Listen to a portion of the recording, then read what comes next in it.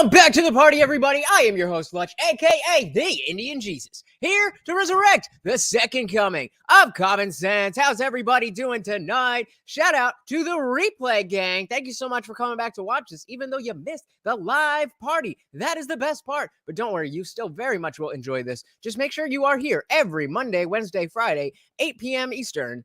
And sometimes whenever I feel like it. So hit that subscribe button, ring the bell, and you will never, ever, ever miss another Indian Jesus live party ever again. Also want to say thank you to the sponsor of the stream, my6shirt.com. Whatever your persuasion, they've got something for you. And of course, it is the only place to get your very own The Indian Jesus official merch.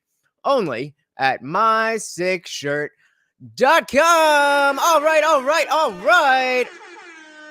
So real quick, I got a little bit of housekeeping to bring up with y'all. Little bit. Before we dive in, we got a good one for you today. But over half of you who are watching are not subscribed. Please, guys, I just need you to tap that button. It is free. It is easy. And it helps out a lot. So, thank you so much for those of you who are already subscribed. And thank you for those new subscribers. So today we are down for another episode of Jubilee's Middle Ground. So this one's actually really interesting, the way that they set this up. Because usually you have people, if you're not familiar, this is Jubilee. The channel Jubilee does this Middle Ground segment where they have an issue and they bring some people on one side of the issue, some people on the other side of the issue. So usually they'll do things like Christians versus LGBT or, conservatives and liberals or something like that. But today they did something that's slightly different in the sense that they are doing trans people versus detransitioners. So all of these people have at some level been part of the trans movement. They have done something to their bodies, or at least their minds, in the trans world. But some of them have, detransitioned. So let's take a dive in and see what they've got for us. As always, if you cannot hear the video, please let me know.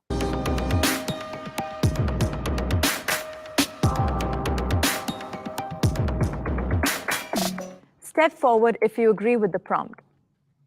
Gender-related treatment should be banned for minors. Yup. I repeat, gender-related treatment should be banned for minors. So again, we got almost all the transition coming is no forward. place for a child. I transition as an adult, and I have medical complications. I have mental health issues. Child cannot consent to a medical transition because kids want to eat ice cream every day. It doesn't mean that they should. I kind of agree with you on that as well, because we have so many rules and regulations when it comes to tobacco or alcohol or any type of drugs, driving a car. So we have here a picture of David here, who 7 years ago was looking like a woman, born as a male, but you can see has detransitioned. Can't even, rent a motel until you're like 25. There's some specific things that we need to put into place that I think would help protect our children, because the minors themselves really don't know who they are until they become 25, 26 years old. Their minds aren't fully developed, and it kind of breaks my heart a little bit. So I did transition as a minor. Okay, so this is Luca, she, her, that's detransitioned. So I think this was a person, this is going to get very confusing. This, I believe, is a person who, denoting that she's detransitioned and goes by she, her, I'm going to imagine that this is a female. I was a teenager who had a lot of mental health issues and had been sexually exploited and hated my body. And it ended with me kind of finding spaces where that was twisted into, no, you're just a boy in the wrong body. And okay, so it ended with me having my first ever medical intervention, being a double mastectomy at 16, before any hormones, before anything else. 16. 16, and I know that's not super uncommon, but still, 16, having major surgery like that. And because of transitioning at such a young age, in the past 6 months, I have watched my body fall apart and waste away in front of me. I wonder if any of the doctors or people on Reddit or Tumblr or TikTok or anything else that told her that she should transition ever brought any of those things up. You know, I have constant joint pain. I've watched my muscle mass waste away. I've watched my vocal cords hurt. I don't know if I'll ever be able to carry a child. Probably not. The evidence we have suggests that the best way to figure out if gender dysphoria persists into adulthood is to let them grow up. Because a lot of these kids will grow out of it, and many of them will just grow up and end up being gay or gender nonconforming. Yep. Can the disagreeers step forward? Okay, so again, if you're not familiar with the middle ground segment, they'll bring up the prompt. This one being gender-related treatment should be banned for minors. The people who agree will step forward and say what they have to say, and then everybody who disagrees will come forward and they'll have a discussion about it. So now all the trans people, as well as the one detransitioner who disagreed that it should be banned for minors, are now coming in. I mean, if we're going to be honest, every major medical organization supports gender-affirming care for trans youth. That is correct. That is how we know that our institution has been co-opted by a political ideology. Yes, all of them are in favor of gender-affirming care for trans youth. So, okay, with you so far, Samantha. They say absolutely it's do. safe and it's life-saving. And there are Is it though? numerous studies that back that up. The study that backs it up for puberty blockers is the Dutch protocol, and the same I have 10 scientists, studies that I can bring to you the right same now. scientists that brought that up have since rolled it back and said it was never supposed to be applied the way it has. I want to run this back because shout out to Luca here, because I think what did she say? Samantha's coming in hot, and you know Luca's just here trying to have a conversation, and Samantha's like, I could give you 10 other studies, da da da da da, and she didn't let it phase her. She was just like, okay, slow your roll. Hey, we got Harley in the building. Welcome to the party. How are you doing today, miss? Good to see you as always. So you just almost missed the first interesting part, but we are about to run it back. Check out how Luca here handles the situation. Puberty blockers is the Dutch protocol, and the same I have 10 scientists, studies that I can bring to you the right now. same Coming in scientists hot that and just keeps going. brought that up have since rolled it back and said it was never supposed to be applied the way it has. The American medical industry, we all know, is money hungry and has gone off the rails.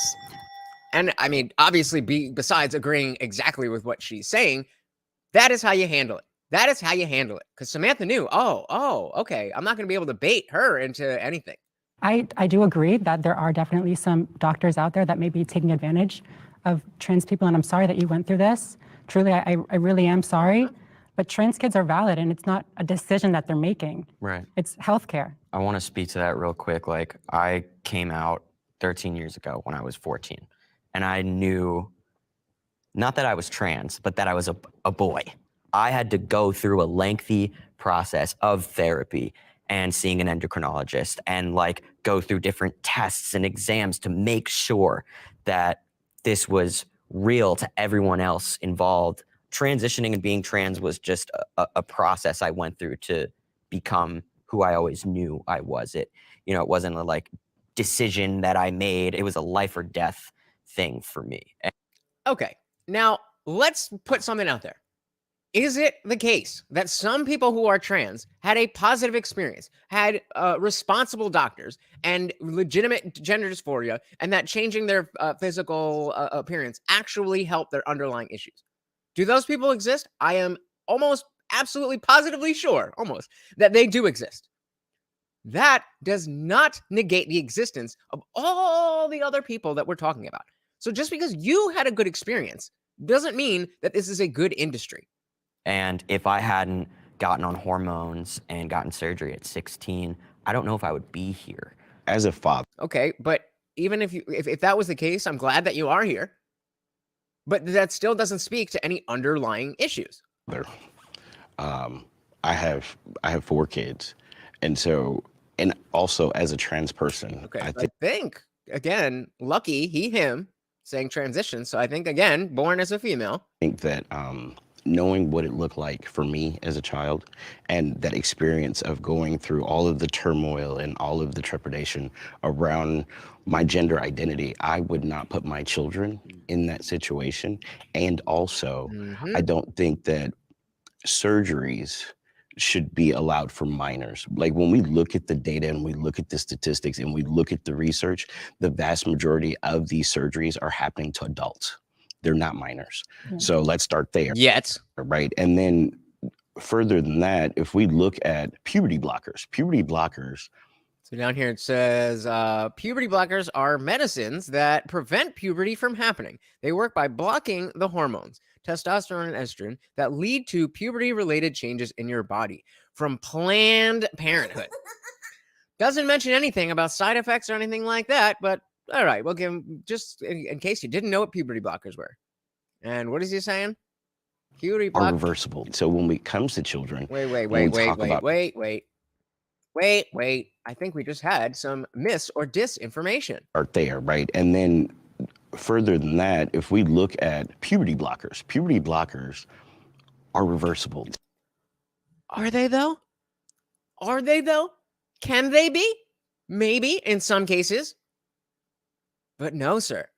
No, they are not. So when it comes to children, when we talk about puberty blockers, that gives them a shot. Yeah. And it gives them autonomy over their bodies. It gives them a space that they can explore their expression. They can explore who they are without surgeries, without all of these other things that could have permanent effects.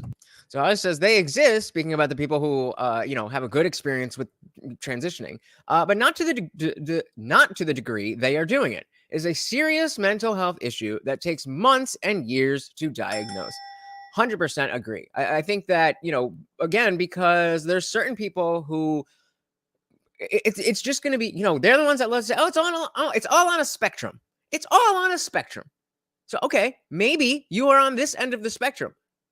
Not many people are that far on the spectrum. Otherwise, this would have been a thing for a long time. I would imagine that if this is where you are and you had a fantastic experience and now you have no underlying issues, that most people are going to be right in this range on that spectrum. So let's not be myopic and think that our own experiences are the only experiences that are possible to be had. My kids were maybe 8 and 10 when I started my transition. And so I talked to them in kid terms. I told my son, I said, look, your mom, dad wants to be a dad. Your mom, dad wants to be a dad. What? That, I'm sure that's not confusing at all. Because that's how I feel. And my kids being so young, they understood it. They were like, okay, we're with it, And so as they got older, I would bring them into my world and get them to understand the things that maybe I was going through. But now that they're adults, they understand differences in people. Not just trans people, but people in general. All right. Hey, we got Liquid Mineral Factory in the building. Welcome to the party. So this is insane. People are insane, and they are projecting their mental illness onto a whole generation of children. Yeah, that's the sticking point for me. That's the sticking point for me. I don't think it's healthy for this to be as prevalent as it is, but far be it for me to tell anybody what is healthy for them if they are an adult that chooses to live however they want. It's the children. It's the children. And so even speaking in to your own children, not pushing them to do anything, but just having that conversation, it rubs me the wrong way. But welcome to the party, brother. So there is such thing as gender fluid. How Yes. do you know that this kid is not going to change their gender expression later on? We really That shape, shout out to shape. Going by he, she, they, detransition. So I mean, I guess you could just call them whatever you want. I don't know how that works. But with the invention, and yes, I said invention, of gender fluidity, a brilliant question using their own ideology. How do you know that they are transgender and not just gender fluid? That's a very good question. I cannot wait to hear the answer to that. Harley said before gender dysphoria, there was a thing. It was called BDD, or body dysmorphic disorder. Yeah, and that was a little bit wider of an umbrella, and then it kind of focused down to gender. But absolutely, yeah. I mean, it's always been a mental illness, and as we saw from the very first thing that was said in this video, that all that means is that our, the fact that gender dysphoria is no longer listed as a mental illness, that there's studies upon studies upon studies that will support gender affirming care. All that means is that our institution, our medical institutions, have been co-opted by this political ideology. But yeah, go shape. But how do you know that this kid is not going to change their gender expression later on? We really actually don't have studies on children that are taken over long term, like over 10 years, 20 years. You've only been on testosterone 14 years. One of the oldest trans men, Buck Angel, he almost died from testosterone. Shout out to You're Buck saying right now Angel. it saved your life. You may still die from it. You don't know. You say it may save your life now, but you may die from it. You don't know. How could you? You're still part. Exactly. You'll die for ideology, and a lot of people have died for an ideology. It's not. And I don't know if you heard, the guy said, well, I'll die happy. Well, but how about you just live happy by getting, instead of gender affirming care, you just get mental health care. And again, you may be one of these people where just straight up healthcare, straight up mental health care, therapy, all of that stuff may have led you down the road where you would transition. But why does it have to be so ideological? I said, I had nothing to do with their sex or gender identity. It had nothing to do. It had to do with the fact that they felt like their body wasn't theirs. It could cause people to dysfunction. Yeah, and then it's just, now that there is an easier way to quote unquote market that as not being in your own body, but being the wrong gender. Now you can switch your gender, and well, now your body's in the right gender. How's that working out? Not an ideology. But we have more people that are dying because they're not allowed to express themselves. Look at the suicide rate of transmasculine folks is at 55%.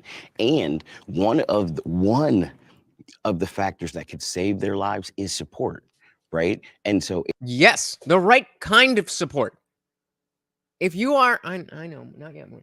If you are depressed and have these dysmorphic types of thinking, then absolutely, support is probably the number one thing you need. But that does not mean unfettered gender affirmation. That's not what therapy is. That's not what it's supposed to be. That's not what medicine is. You are not the doctor. So the point of going to a doctor is for them to tell you what's good. If they're already going to tell you what you want to hear, why are you even going? And if you already know this, and then why even go through any of it? Why even go through any of it? Just live as yourself and be happy. Hey, we got Harley Rose. No question, no comment, just pure love of the game. Thank you so much, Harley. And we got some special treats here. I'm going to give this one. You like that one? Yes, every super chat comes with a treat for Morty. And oh my goodness, stealing the sponsor spot once again. Thank you so much, Harley. I very, very much appreciate both of you. But Dan never comes through without dropping a little something. And guys, I really do appreciate it. I know. And so look at that. No, a full one. He usually just gets the kibble. I was like, you know what? Today, I feel like we'll give him something a little extra. Let's get that out of the way so we can, yeah. Dan and Harley, thank you so much. Very much appreciated. Oh, geez. Okay, so they're saying if we have folks committing this, so I'm going to just mute that. All right. Committing. Okay. Because they're Thank not you allowed to again, transition. guys. Thank you. How do we fix that? If you're telling me the transition for children or minors is something that shouldn't be done. The first here, I am very sensitive to this subject, as I've been the person who has had to talk people off the ledge when it comes to suicidality. Go, Luca, go. The discussion around how we talk about suicide is a very dangerous one in this community. You know, my parents were told, do you want a dead daughter or a living son? that's not an appropriate way to talk about that. And I Mhm. understand that, but And it is our trans masculine youth I that understand are that. at the highest I risk of understand that, suicide. and they deserve help. But we also need to have a responsible conversation that is not using suicide as a means to push them down a pipeline before they have that comprehensive care. Exactly. Exactly. They use it as a fear tactic. What did Lucas say? Would you rather, what was it? Would you rather have a trans kid or a dead kid? What? How is that medicine? How is that healthcare? That's the kind of sales tactics you would get from a used car lot salesman. That is not how any medical interaction should go. The question. Sorry, Aris, I know you've been wanting to say Yeah, something. no, because I have a big problem. Oh, yeah, no, so, I'm not an interrupter. What I'm going to say is we insult children, our youth, so much by taking away their autonomy and their own agency over their own decisions and insulting that they know who they are. Like an adult knows who they are more than they do. Yes, because again, they are children, and like Shape said, they want to eat ice cream for breakfast every day. So yes, ma'am, adults do know better than children, specifically their parents. In every single situation, no. But in things that will change their lives irrevocably, yes. No one knows who I am more than I do. Right. And You are an adult. it's always been that way. I've always known who I was. I've never felt like I was in the wrong body. Then why did you transition? I just had to adjust my body. And so I think taking away kids' agency and the right to their own body is, it's anti-human. It's anti-human. Now, I mean, I certainly understand the desire to give liberty and autonomy to as many people as possible. That's the whole libertarian mindset. So I'm all on board with that. But where does it, you have to draw a line somewhere. Are we now? I mean, I'm sure you wouldn't be in favor of allowing children to run around with guns. I'm sure you wouldn't even want kids having driver's licenses. Would you allow kids to have other kinds of surgeries? Would you allow kids to do any of these things? Because all of it comes down to consent. Consent. A child cannot consent. And until you can get past that hurdle, there is no discussion to be had. I have a question. Do you believe minors should be able to get tattoos or plastic There surgery you go. or consent Luca is my favorite. Luca is my favorite so far. to the list of That's other? so different. No, wait, understand. no, hold on, let me- She just said she wasn't an interrupter. She just said, "Oh, I'm not an interrupter." And look what she's doing. understand they answer are this different question for things, you. but to what No, you level can't do even we, make that no, to what level? Again, Luca, just going strong. This is how you handle people who are overly defensive when you are not bringing that energy. If you just hopped in and you didn't see when I pointed out earlier, the girl Samantha sitting next to Luca over here, who was she was talking about a study, and Luca was saying, "Oh, that study's kind of bunk," and Samantha jumped in her face like, "Oh, I can have this," and she just talked right through her calmly and showed her who was who. Hey, we got Lefty Lucy in the building. Welcome to the party. Exactly. Kids shouldn't even pick their own bedtime. Because they just wouldn't. They would just stay up. So, but you know, bedtime, no. Gender, yes. What? Welcome to the party, Lefty Lucy. Do we give children bodily autonomy What level? over everything they do? Mhm. Because here's the thing, children need barriers in childhood development. You need barriers, and they need a safe way to push against those barriers. And I worry with the current medical system that instead of giving them a safe way to express themselves and push against barriers, we have taken some of those barriers away. And that is why you see more detransitioners, because those barriers have been lifted. Yup. Welcome to the party. No freedoms. Welcome, welcome. Said you do realize women, white women more, cause this, right? And he is actually correct. This is something very strongly pushed by liberal women. And that's why when we talk about trans issues, I always make a big point to separate when we're talking about people who are just living their lives who happen to be trans, and the people who are pushing the ideology that other people should do that as well. So, I mean, yeah, welcome to the party, brother. Dan said there's a reason for why there are rules when people can drive and drink and so on. Yeah, it's about responsibility. We wouldn't expect a child to be able to handle that responsibility. The same way we wouldn't expect them, or we never used to expect them, to be able to hold the responsibility of making lifelong decisions. They're not just doling out surgeries for children. That's not happening. I had a anywhere. letter. Not yet. This is what you are pushing for. You can't say, hey, my goal is for X to happen. But since X isn't happening, then that means that it's okay to push for X, whether you like X. X is bad, but X isn't happening. So it's okay for me to push for X. What? That's not how this works. We want to nip this in the bud so that it doesn't get to the point where minors are getting surgeries left and right. That is the point. I always said, it's not, I agree. Children going through puberty is a hard time for them, and they should have the right to seek help when they need it. However, we have to make sure the care they get is the best care. Pushing them into something that few people understand that could destroy their lives is reckless. Yeah, it's reckless. Letter from a therapist in a single visit at the gender clinic office. And before that- I want to back this up a little bit because they were. you see me to express those barriers. I think children need barriers in childhood development. You need barriers, and they need a safe way to push against those barriers. And I worry with the current medical system that instead of giving them a safe way to express themselves and push against barriers, we have taken some of those barriers away. And that is why you see more detransitioners, because those barriers have been lifted. Yeah, they're not just doling out surgeries for children. That's not happening. I had a anywhere. letter from a therapist in a single visit at the gender clinic office. And before that I was had the abuse from first- that therapist who did Yeah, not that- Yeah, that's psychoanalyze awful. the Right. That's what we're talking about. Abuse from therapists who did not psychoanalyze issues of children who are coming in with gender issues. That is what we are talking about. Welcome to the conversation. rest should of your not issues. happen. Right, and that shouldn't because have happened. your not issues happen weren't to you. being trans. There were a lot of other issues that you're I have a addressing right diagnosis now. of gender dysphoria as And well. you shouldn't. You were misdiagnosed. No, I have one. Right. Yeah, you had to get a second opinion, honey.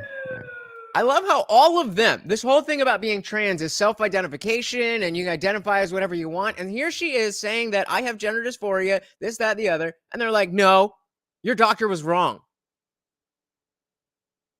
How can you think at the same time that you know more than your doctor, yet you appeal to these doctors to tell you what you want, what you want to hear? And it doesn't, the math ain't mathing. The math ain't mathing. I mean, unfortunately, they are, trying to educate children in all the wrong ways. I mean, it's easy to say that, but when the schools are overrun with this as well, then it's not that simple. It's not that simple. Educate your own children. Definitely educate your own children. And how was Can how was I supposed to do that when my parents were told That's that I not would your kill fault. myself? But your Yeah, that's not your parents, fault. your parents, Their are- biggest Now it's her parents' fault for not wanting her to ruin her life. Where here she is standing today, or the day that just was recorded, not a trans person, but her parents were wrong, and her doctor was right. So they're all saying that she's not actually a woman? What? biggest crime in all this was trusting in a medical system that they thought would help me, and the professionals Facts. apparently not doing the right thing I here. understand, but your Yeah, parents were absolutely responsible for the decisions that were made on your behalf. How are you? They're speaking out of both sides of their mouth on every single thing. When it works in their favor, we have to give children the autonomy. And then when it doesn't work out, well, your parents were responsible because they didn't make the right decisions for you. I think that what this really highlights is the importance of you sharing your story, because what it shows is that you can't jump into these transitions, and you Yeah. shouldn't listen to these doctors that push you to transition And just nobody because you're should. feeling a certain way. Right. That's what we're talking about. And there's a lot of doctors who are doing exactly that. And yet you say that that's totally fine. Yet you have someone sitting right in front of you who was victim of that and telling them that that didn't even happen to them. Talk about gaslighting. I said, have intuition, ask questions, find out how they came to that conclusion. If you feel like they're wrong, get a second opinion. If I hadn't, when I had my infection, I could have died. So yeah, I mean, second opinion in anything is super important. But again, the money that can be made by being a gender affirming doctor in this day and age doesn't really help business to be doing this. It doesn't really help business to be saying, well, maybe this is about something else. Maybe this is about your parents' divorce. Maybe this is about, something that happened when you were younger. Maybe this is about, you're just a chemical imbalance that is giving you depression. And it's manifesting in this way. And then you saw all these other people that had problems online, and now they seem to be getting all this, all this praise and stuff. And that's why you think that's what it is. Nah, it couldn't be. Social media brainwashes teens to believe that they're trans. Okay, so that's our second prompt. Social media brainwashes teens to believe that they are trans. I don't know how anybody could disagree with this. But let's see. I'm going to assume that all the detransitioners are going to come forward. I'm hoping at least one of the trans people come forward. Wow. I have to agree on that one. Like, there's this thing about it. There you go. right? There you go. There you go. Yeah, there's this play that they Called it. So all the detransitioners came forward, and one trans person. have. I don't think that it necessarily brainwashes children, but Yes, it does. I think there are a lot of people who get into being queer or trans because it's trendy, and I know that's a really controversial statement to make. No, it's not. Maybe in your circles, but in circles of people who deal in reality, no. The fact that being trans is a social contagion is not controversial at all. Like, as a trans person, but I have Yeah. seen it, I've experienced it, and I also find that social media, especially apps like TikTok, give a lot of these kids so much misinformation and lead to people thinking they're trans when there are much deeper issues. And I'm glad at least that one person who is on the trans side is willing to at least talk about that, because that's the interesting thing about this particular episode of Middle Ground is that like I was saying before, it's not two people on complete opposite sides. These are all people who are or were trans at one point, and some of them still identify as something other than the sex that they were born with at birth. So it's very interesting to see how they talk amongst each other. everyone just wants to belong and find an identity, especially when they're young. You know? I think brainwash is such a strong Yeah, that's a word very to use aggressive there word. I when would it's not. That's why Anybody who knows me, I was brainwashed to believe that I was straight edge when I was in high school, because I thought that that was the only way that I could fit in. Now, is it bad to be straight edge? No, of course not. If that's what you want, then go for it. But if you know me, that was never going to be me. And if something that innocuous of just not doing anything can be an idea that gets embedded in your mind, the degree of difference, like just thinking about how much attention coming out as trans would give you, I don't know how you could ever recover from that. If that's the, I mean, that would been that, especially if you're depressed or dealing with whatever other issues, that's got to be the best moment of your life. And then for it to be not based in reality, I can completely understand why people wouldn't want to accept that. I hesitated to step forward. And that's why I yeah. would step in and actually say it's more so of like a social contagion. Just, yeah. Okay, so we have from Psychology Today, social contagion is the spread of emotions or behaviors from one individual to another, sometimes without awareness. So, okay, at least we can all agree that it is a social contagion. I mean, kind of think that when it comes to chopping up your body, that's splitting hairs, whether it's brainwashing or social contagion, but yeah, same shit. Yeah.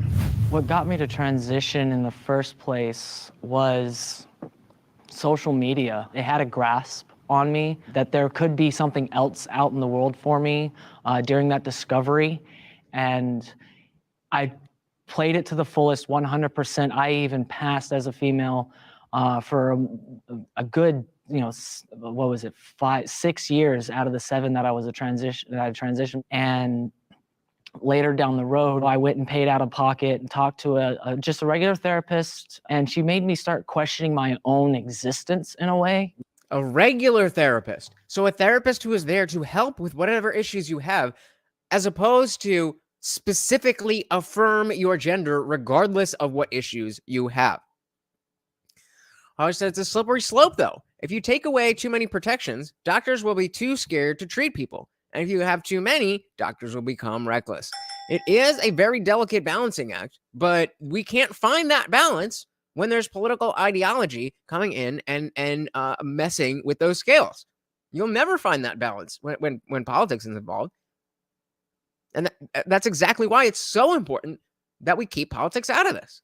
What I can do as a human being, not just as, you know, a male or a female, but what can I contribute to the society?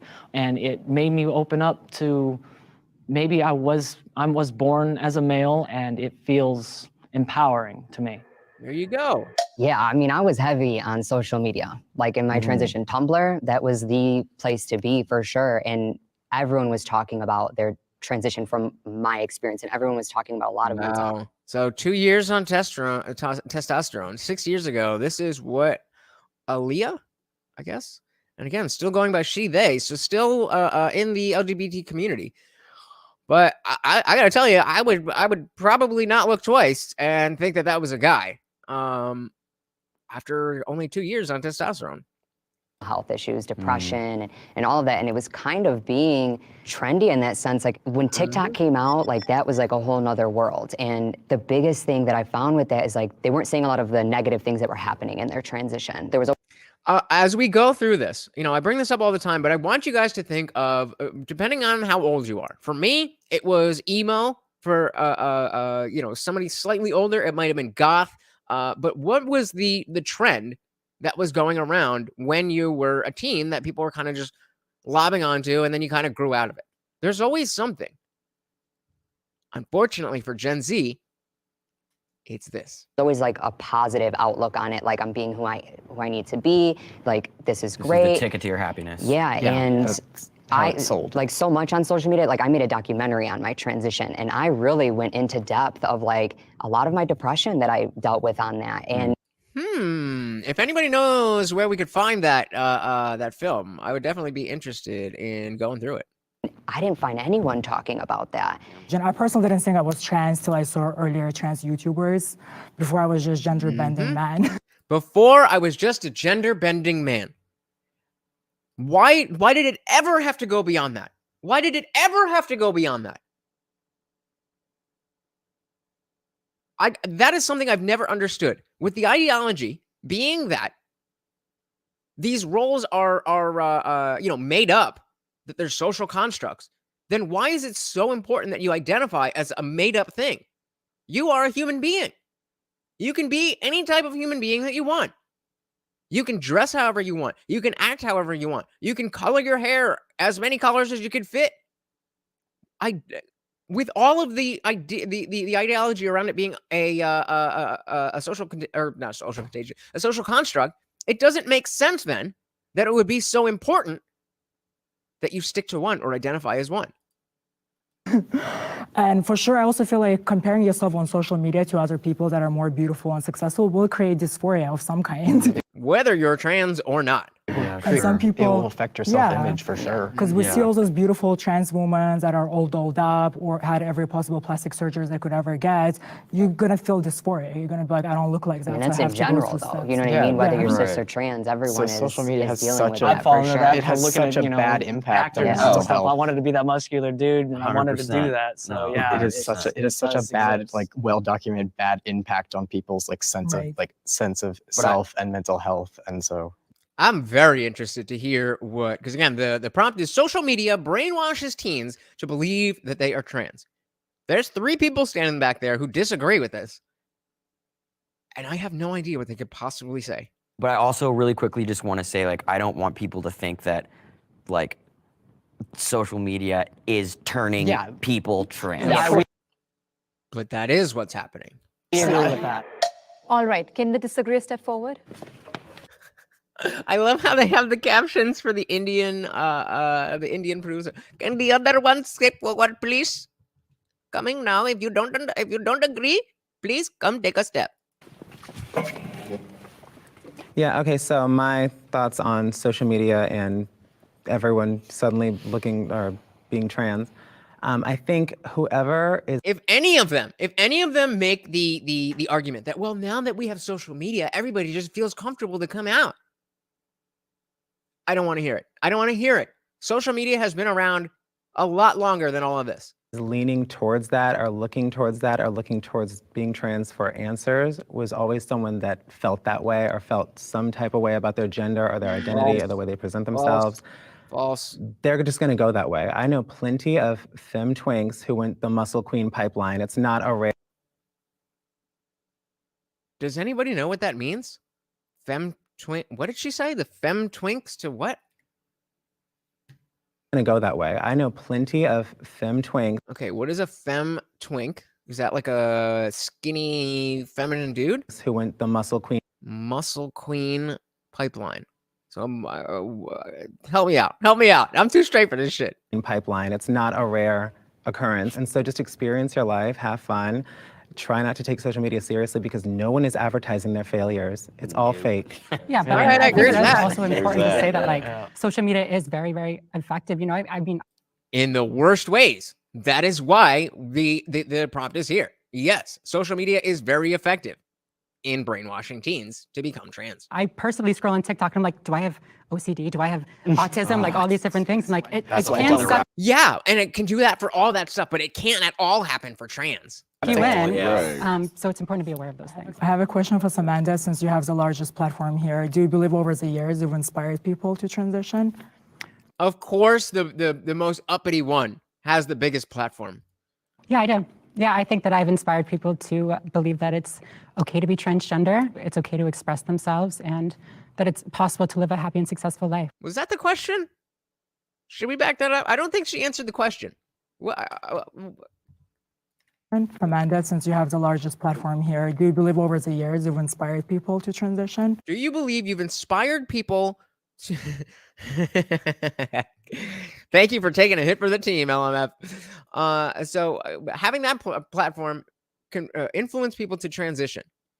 And she said, yes. But yet she disagrees that social media can brainwash teens into believing that they're trans. What? That doesn't make sense. Hey, we got Fernandez in the building. Welcome, welcome, welcome. So that's how I know I'm old. I don't get you youngsters lingo. Is bad still good, or did it go back to meaning bad again? I think it's gone back to being bad. I don't really hear people say, "Oh, that's bad" in a good way anymore. So I think but hey, the cycles are the trends cycle, right? So hang on to it long enough, you can bring bad back all by yourself. Welcome to the party, brother. Welcome, welcome, welcome. Our resident fact checker, Holly Rose, says the best way to describe a female twink. Okay. Oh, a female twink or a femme? She said femme twink. Femme twink. So I think that's maybe what you're saying and what she's saying, but a gay boy trapped in a lesbian body. Okay. I'm just as confused as you. I'm just trying to keep up. So there's the femme twink, and then she said the femme twink to muscle queen pipeline. We're all learning. We're all learning. Yeah, I do. Yeah, I think that I've inspired people glad you're to here. believe that it's okay to be transgender, it's okay to express themselves, and that it's possible to live a happy and successful life. How do you feel about the fact that some of them are going to regret the body modifications they got and going to have I think that they should go to a doctor that is well-versed in gender care and have the appropriate psychoanalytic analysis done beforehand. Do you say that in your YouTube videos or whatever platform it was? Do you say that? Do you say that this is very unique and individualistic and that you have to go to a doctor who can treat your specific and individual needs? I would sure hope so, but I would guess that she doesn't. That's not my And problem. I feel like a lot of folks are going to social media looking for possibility models. Yes. Yes. That was already the case. That is why this is a problem. Because people are doing that despite the fact that it's not healthy. They're looking to see if they're okay. I know for me, when I was very young, looking to see if there were other people like me, because for a long time I thought that I was The only one. exactly I thought I was the right. only one, And yeah. so feeling like that, like suicide was a saying thing for that. me, Me too. right? And so when I did Demonetized. see a possibility, Marty, when I did see somebody that looked like me, that put me in a space where I was like, I'm okay. But are you? And maybe you are. But just finding people who have a similar thoughts to you and similar ideology to you doesn't mean that you fixed underlying mental health issues. You're glossing over that part. Sigh of relief. Right. I will say I found a bunch of people who are also feeling a weird thing. Now that weird thing has disappeared. That's not how mental health works. there's also a difference from like showing people that you can have a positive life and then telling them what to do. So I think you on your channel are kind of like, hey, look what I was able to do and how this made me feel, versus like, you should do this because I did this. Okay. All right. So again, I don't know this person's channel. It sounds like the person talking does know Samantha's channel. So as long as that is the case, that you're not telling people this is what you should do and just sharing your experience, hey, this is what happened for me. I mean, you know, I don't love that it's so out there, but certainly I believe in people's free speech to be able to share their experiences. Right. So I And think, also, I try my best to be very upfront right, about, you know, the because issues we of can't help if transition. someone's going to Okay, change their fair mind enough. on something. Fair enough. Like, that's inevitable. We're humans. And I have to jump Yeah. on one more thing with that. Like, if I'm watching her channel and it inspires me to transition, I have been watching white straight men be president for years, and I've not wanted to be president once. So I don't identify with that. What? What? To think that is a reasonable analogy, that somebody who's speaking directly to you, not directly, but through the camera, directly to you, about the exact experiences that you are having, versus somebody who is blatantly and obviously trying to appeal to as many people as possible by any means necessary with no intention of being honest or anything like that. To think that those are the same things, that it would be, oh, if I was a white man, then I would want to be president. What? These people are I mean, they're crazy. Fernandez says, boo freaking who? Being the only one of your race around another race used to be cool, made you feel special. Now it's something to cry about because you are a victim. Anything for them victim points. Great point. Great point. Yeah, that used to be something that, you know, especially with myself. You know, I used to hang out with, I didn't hang out in the Indian group, you know, group of kids in high school. I was, you know, I was a musician. So most of my friends were white and I was the brown kid. And that made me special. Not a victim. I mean, people definitely did make fun of me a lot, but I didn't cry about it and bleach my skin or anything. If we're going to talk about brainwashing, let's talk about where we see things every single day happening a certain way versus someone just living their life authentically.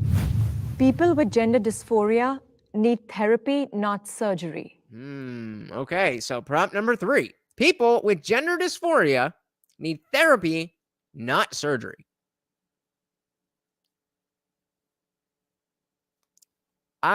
So they're not mutually exclusive. That's the only thing that's giving me pause. I would step forward and just say that, you know, it's weird. They're doing the same kind of thing that I do with the polls and wording it in a weird way to get the conversation going. But obviously they need therapy before they get surgery. But I don't know if the answer is therapy and not surgery all of the time. I don't know of any case that is definite, that needs surgery as a life-saving intervention, but I'm not a doctor, so I'm not going to make those broad of claims. I would say that's not what she's saying. What she's saying is, what she's trying to say is, if you watch somebody doing something that you enjoy, it could influence you to do the same thing. Sure, but again, the president is not speaking to you in the same way that I'm speaking to you right now. That's just not the same thing. Nobody. Okay, Shakespeare. All right, there we go. There we go. I don't. Everybody. All right. It's potentially both, though. Yes. I think everyone with gender dysphoria needs to go through a therapeutic process and mental health care before they make that choice for themselves. Exactly. I personally confused a lot of my gender dysphoria for body dysmorphia because no matter how much I feminize my body, till today I still don't feel comfortable in my own body. Shout out to And now, Harley. like looking among like members of trans community, I see that people keep on getting more and more surgeries. The surgeries are no longer affirming. You can just tell that this person is like struggling with body images. I was able to get on estrogen pretty quickly when I was 22, and my mental health declined afterwards. And Afterwards, you don't go on this stuff when your mental health is great. So it declined from where she was. I attributed it to being still in the wrong body. Attributed to being in the wrong body. I wonder why that is. It's completely in a vacuum, right? Nobody told you that it had to do with being in the wrong body or being the wrong gender, right? Needing more body modification, end up getting sex reassignment surgery. I do believe that transition was sold to me as a hardware fix for my mental issues that were not addressed. I still not addressed. A hardware fix for a software problem. Maybe. But you can't just act as if that is the one size fits all. still struggle with internalized homophobia that pushed me into transition in the first place. I struggle with borderline personality disorder, body dysmorphia. I'm on a spectrum, I'm ADHD, and I have all those issues that were not helped, and I was still struggling with them after transition. Which I think is a far more common occurrence than people who have strictly suffer from this gender dysphoria. And then they transition and all their problems are gone. I would imagine, without having the numbers in front of me, that at least half of these people, gender dysphoria is not their only issue.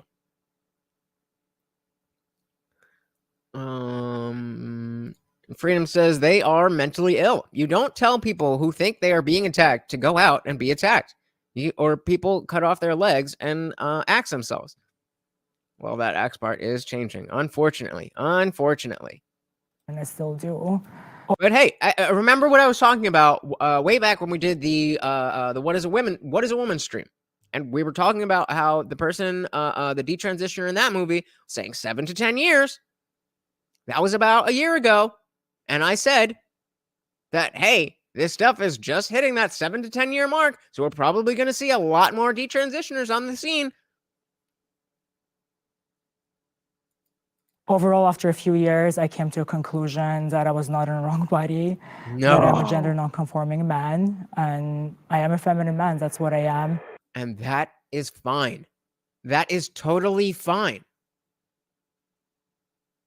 Full stop. Like, just be that. No drugs necessary. No surgeries necessary. Just be yourself and be happy with that. Whatever that may look like. I don't know if you guys have heard, but I've had a lot of binary trans people say that it's not a mental health issue. Like, if you're trans, and I know I don't agree with that. Like, I think there's a disconnect between the mind and the body. I guess I'm asking that. Like, it's like, do you think that it's a mental health disorder? And I don't needs to think have being therapy? transgender is a mental health disorder, disorder. right. I think, gender incongruence is what they're referring to it as now. Okay, so let's see what this says. Gender incongruence has moved out of the mental and behavioral disorders chapter into the new conditions related to sexual health chapter. Trans-related and gender diverse identities are not conditions of mental ill health, and classifying them as such can cause enormous stigma. From the World Health Organization. What is it that the World Health Organization was talking about? I don't know. It was something like that. They were talking about for 3 years. And it is very obvious that they were pushing I can't remember what it was. It locked down the world for 3 years, but what was it? I don't know. Hey, we got Dr. Evil Genius in the building. Welcome. Calling out Shape. Hey, she's one of the top, or they. Shape is one of the top ones on the panel so far, but yeah, definitely not a normal person, but again, that is totally fine. I would imagine that stuffed animal is some type of security blanket type deal. I don't know, but I don't know. And yes, welcome to the party, Evil Genius. Harley says, now doctors, insurances, and pharma are all skipping all of that to line their pockets faster. It's listed as a sexual health concern, but the gender dysphoria, which is the symptom that arises when you are transgender, is a mental health concern. So maybe I'm That was like a whole, that was saying yes with a whole bunch of extra words. Listen to it again. health disorder. And I don't needs to think have being therapy. transgender is a mental health disorder. It's not a mental health disorder, she just said. I think, you know, gender incongruence is what they're referring to it as now. It's listed as a sexual health concern, but the gender dysphoria, which is the symptom that arises when you are transgender, is a mental health concern. So maybe I'm thinking So you agree? of, like, that's what I'm Right. trying to say then in a sense. And then Yeah. once you are diagnosed with gender dysphoria, and I feel like this is kind of what the prompt is kind of hinting at, if you do have gender dysphoria, the only treatment for that is transition. Is it though? Because you could also just not. You could. Most people will grow out of it. Right. Whether that be just a social transition, a medical transition, whatever transition fits you, that is the only way to heal your gender dysphoria. How do you know? What studies have you done? What studies have you read where there are people who are diagnosed with gender dysphoria who did not transition and then themselves? When I transitioned, the first thing my mom said to me was, "Can't you just be gay?" It hurt hearing that, but a big reason that she said that was she was afraid of what my dad would think. He's always been very, very conservative, very traditional, you could say. He would make Okay, but even still, like that's not that's a legitimate question. That's a legitimate question. Why didn't you? Okay, fine, you were upset by that, but why? And what is the answer to that question? Why can't you just be gay? How does that change anything? make comments about trans people, about gay people growing up. So I always knew that he wasn't necessarily accepting. So when it came down to me transitioning, I said to him, I'm going to do this. Either you're going to be the dad that accepts me and supports me through it, or like goodbye. And he chose to support me, and we're closer than ever now. And I think a lot of us go through medical transitions to easier go through social transition. Yeah, definitely. Right. And Yeah. so a lot of our folks that do transition and may detransition, both experiences are valid, but also understanding that we're not mentally ill because we're trans. Yes. Right. Agree or disagree? Let me know. And I think that there should be a psychiatrist or someone within behavioral health to be able to say, okay, you're in the right frame of mind to make this decision. But I want to. So, okay, I agree with you. There should be a psychiatrist there who is able to say that you are in the right state of mind for this, that, or the other. How is that person supposed to be trusted if their job is to tell you what you already want to hear? It's called gender affirming care. It's not called gender care. It's called gender affirming care. And so, you know, all the time we talk about semantic obfuscation. You are not helping just because you are affirming. And many times, because you are affirming, before even trying to therapize, you are hurting. Just make it very clear that trans people are not dealing with mental health because they're trans. Absolutely. I disagree. I feel Good. Me too. Harley says gender dysphoria itself has problems. The symptoms are too vague, temporary, and don't take into account other potential health problems.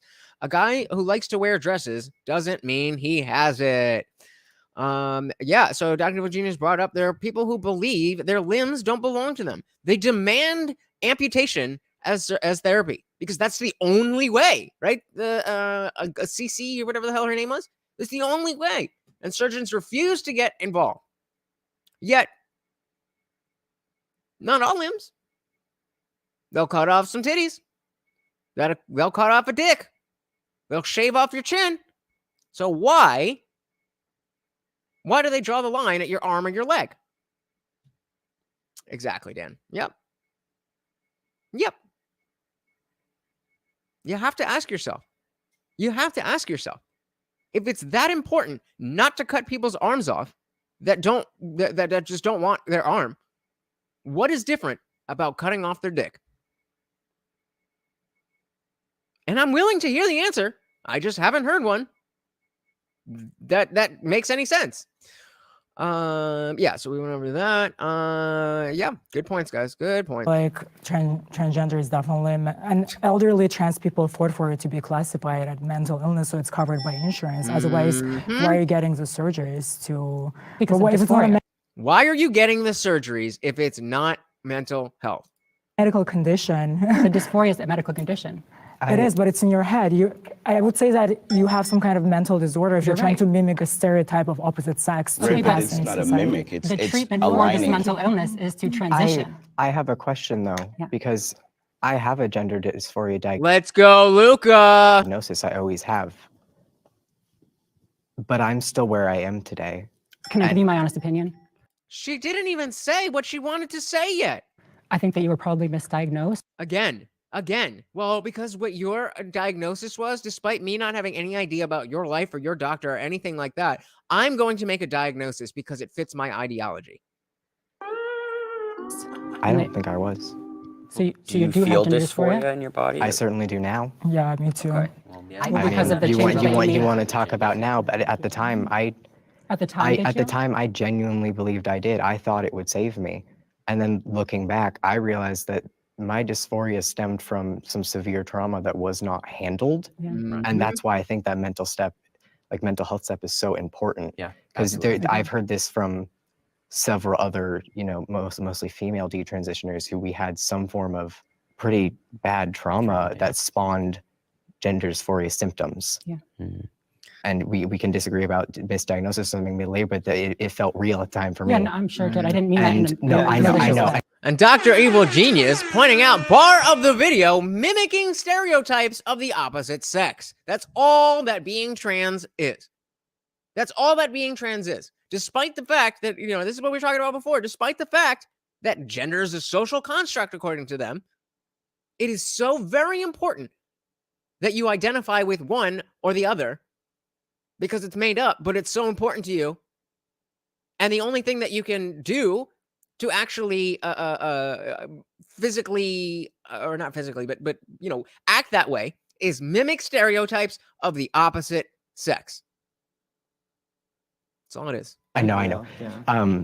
And it's one of those things where that's where the mental health treatment really needs to come in and get to the root of that issue, because oftentimes, specifically with the detransitioners I've talked to, that was ignored. I came out to my parents in a mental health facility after telling the therapist that I thought I was transgender. And she told me we had to tell your parents so that way you can get the help you need.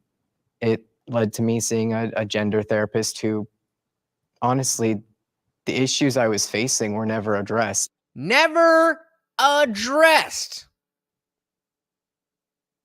But no, she got a misdiagnosis. To this day, no one ever addressed the fact that I had severe trauma and exploitation going on as a young teenager. Instead, I was kind of just affirmed in, you believe this, and instead of even just a little pushback, it led me to the point where the very first medical intervention I ever had was a double mastectomy at 16. A few months after that, I started testosterone because it was the next step of what I was supposed to do. Imagine if you get the double mistake, you're going all the way down the line. You're talking to all these people. Oh, I think I might be this. And people, oh, you should transition. You start wearing clothes. You start mimicking stereotypes of the opposite sex. You do all of that. You go all the way and you get the surgery. And now it's like, well, what do I do now? I've been following you guys, what the internet is telling me to do. I've been following the dopamine hits that I get from you guys affirming my condition, enabling my mental illness. What is the difference between a trans activist on TikTok and a gender affirming doctor? One has a degree. That's it. Dr. Woodard said, any trans women asking for surgeries so they can bleed for 7 of every 28 days with the painful symptoms that go with that experience. Yeah, they are, unfortunately. I mean, they're brainwashed into believing that this is something that's going to help them. That's going to help them. That's going to make their life better. Very sad. It's very sad. Harsh says it's I'm not yeah. People are taking advantage of the traumas and insecurities of others to score progressive virtue points. No one cares about the no care about the aftermath of any of it, though. It's all about the money. As long as you got some of this, they don't care. That's all they care about. God intended for there to be only two genders. Uh-oh. Uh-oh. So I'm going to imagine that, let's just say the majority of these people are probably not going to be religious. Because, of course, how could you be trans and find a way to think that your life coincides with the Bible? But I think I'm in for a surprise. So how many people do you think are going to step forward? Let's see. God intended is the prompt. God intended for there to be only two genders. All right, we got one. He seems the most, not normal, but... Oh, and Shape's coming forward! Okay, you go first. Okay, so as a Christian, I truly believe that God created male and female, and he created that throughout life, throughout the nature, throughout the wildlife, throughout, Earth itself. I'm curious as to whether he thought this when he was transitioning and living as a woman. And then the arguments come up into the ocean sides of, well, there's these asexual creatures and stuff like that. Well, they were designed that way for a reason, and we humans were not designed to, we were designed to procreate and be able to bring life back to the earth, because we live and we die, we live and we die. It's a rotation of a process of life. And I'm trying really, really, really hard to keep the whole evolution versus intelligent design out of this. Itself, and it's its own journey. So I truly do believe that there is male and there is female, but I can respect people's choices. However, that's where I stand on it. Well, I'm not Christian, but... No, really? I do believe there's only two biological sexes, and somehow that's how it's been designed, whether it's by higher power or by evolution. There you go. See, me and Shape are on the same page. We're on the same page, whether you believe in intelligent design or you believe in evolution. That's not what we're talking about. It doesn't matter. The point is, are there two genders or not? Hey, we got David Banner in the building. Welcome, welcome, welcome to the party. Glad to see you, brother. We are going through another episode of Jubilee's Middle Ground, transitioners versus detransitioners. Says mass prescribing synthetic hormones is very much a new issue. If people are already pushing a detransition agenda, I'm curious to see how this all looks in 3 to 5 years. Exactly. This is exactly what I was saying just before you got here. That when we were doing the What is a Woman stream, and that Scott person was saying 7 to 10 years, we didn't see detransitioners anywhere 3 years ago, 5 years ago. But as David's saying, keep a lookout. It's going to become more and more and more and more popular. That's just how this stuff works. Dr. Genius says he was probably too caught up in the hysteria and rationalized away what he knew in order to keep the momentum up. That's how it works. Fernandez says, no offense, I'm older than you and I don't know ish, but I don't know ish about ish. Okay, thanks. Dr. Evil Genius said that agenda would get squashed with the quickness. I mean, yeah, Fernandez, if you care to elaborate, I don't really know what you're referring to, but okay. I do believe gender expression has been on a spectrum for centuries. We do have references to people who've been cross-dressing. We have references to eunuchs. And as somebody who went through transition and detransition, when I started taking testosterone, it's almost like reminded me of my original blueprint. And I feel like I went against my original blueprint and I did a lot of damage to it. And I just cannot go back to who I was, because without my testicles, I'm just too far gone in my transition. So that's where I'm at.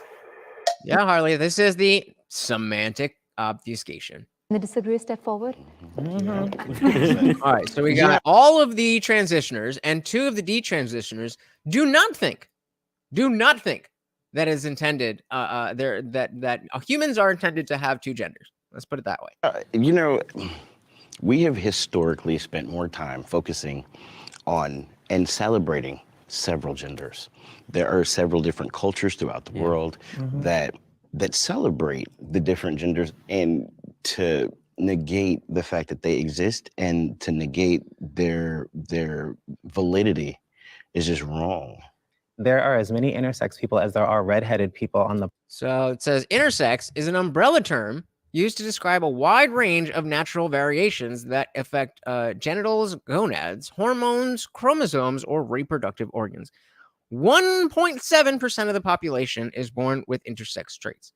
So keep in mind, we are talking about less than 2% of the population. Back that up. The fact that it's just wrong. There are as many intersex people as there are redheaded people on the planet. I can name 12 people at the top of my head who are born intersex. So to pretend like. Yeah, that's because you run in those circles. I could name 12 Trump supporters off the top of my head. I can name 12 liberals off the top of my head because I go in circles where people talk about their politics. I mean, to be fair, I might know a bunch of people that are intersex. I just wouldn't know because in the circles I hang out in, we don't make our genitals the primary driving factor of our personality. There's man and woman is just erasing an entire group of people. The God you speak of, the first God that intersex people get to meet is the doctor, because it's up to their discretion of just what you're going to be when they mutilate their body to be a man or a woman, and that is not fair. Right. Right, and I think also gender and male and female is not the same thing. Biological sex are different things. Yeah, we're talking about gender, which is like gender identity, the social. So let's see what Planned Parenthood has to say. Sex is a label, male or female, that you're assigned at birth by a doctor. No, this is what is observed by a doctor at birth based on the genitals you're born with and the chromosomes you have. Gender is much more complex. Is it though? I mean, I guess. Gender is much more complex. It's a social and legal status and a set of expectations from society about behaviors, characteristics, and thoughts. From Planned Parenthood. Whatever you say, whatever you say. And David said, I can find a lot of like-minded voices in the echo chamber. Surprise, surprise. No, did my button not? Aspects to being a man or a woman. Oh, come on. But male and female dictate sex, so like body parts. I disagree with the having sex and gender being 2 different things. Okay, I believe them to be fact. one. So I believe that there is they're the same. They're one and the same. Okay, hold on. We gotta back that up. Oh, I hate when the button's not working. So like body parts. I disagree with the having sex and gender being 2 different things. Okay, I well, believe that's a them to be fact. one. Is it though? So I believe that there is they're the same. They're one and the same. They're not different, but we have. Why is this, Harley? Why is this? The reason that this is true, that this is a fact, is because they changed the definitions of the words. Sex and gender were interchangeable up till a few years ago. Now, if you want to get super technical, then yes, they were always referring to roles with gender and sex with biology. But there was never any, you don't see female bathrooms. You don't see female sports teams. And that's not because sometimes men like dresses. These things are made for females. It has always been interchangeable. And I mean, that's, when have you ever seen the well, there you go. Evolutionary problems within the humanity, because I also see that there are intersex animals that do exist, and that's how they're born.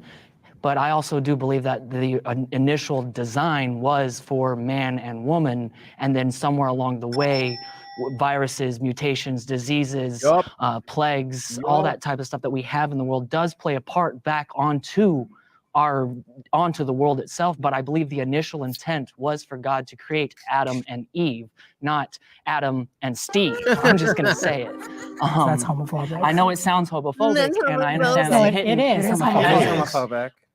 That's 100%. okay. You Homophobia guys, made me transition, and that's what you're perpetuating right now.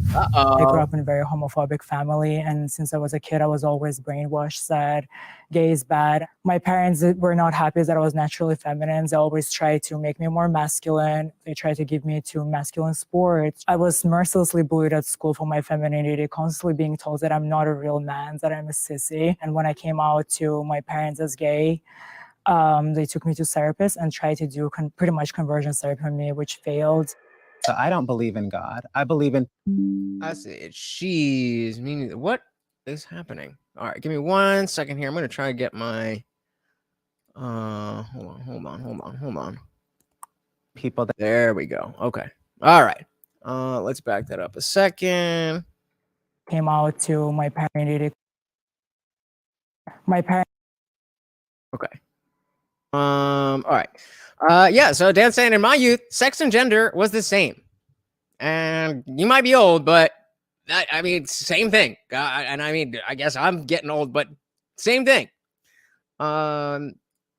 People had common sense back then. The world didn't twerk until the word twerk didn't exist until the 2000s, but people used it for years. Okay. Dr. Evil Genius with another bar here. Homophobic, the most successful shaming misnomer in our society's history. Homophobic or misogynistic? Which one's bigger? I think you might be right. Harley says gender comes from the Latin word genus, meaning kind or race. It's defined by one's own identification of male, female, or intersex. Gender may also be based on legal status, social interactions, public persona. We understand that this is how people use it now. The point is that this is new. And the people who just act like this is the way that it's always been are being dishonest. It's not intellectually honest to act as if this is always how gender was understood. It simply was not. So we'll get there again, but yeah. So let's let her say it, and then I'll come back to it. Homophobia made me transition, and that's what you're perpetuating right now. Yeah. Homophobia made me transition. Are you sure it wasn't the doctors that you've been complaining about this whole time? Are you sure it wasn't the other mental health issues that you've been talking about this whole time? Weak ass people with no sense of personal responsibility. No one makes you do anything. No one makes anyone do anything. I mean, unless there's a gun to your head, in which case you still have the point of taking that shot. Grew up in a very homophobic family, and since I was a kid, I was always brainwashed, said gay is bad. My parents were not happy that I was naturally feminine. They always tried to make me more masculine. So you can be brainwashed that being gay is bad, but you can't be brainwashed that being trans is good. Okay, got it. They tried to give me to masculine sports. I was mercilessly bullied at school for my femininity, constantly being told that I'm not a real man, that I'm a sissy. And when I came out to my parents as gay, they took me to therapists and tried to do pretty much conversion therapy on me, which failed. And again, that's a failure on the part of the doctors, for sure. That's a horrible thing that happened to you. You should be able to live your life as this very flamboyant gay man.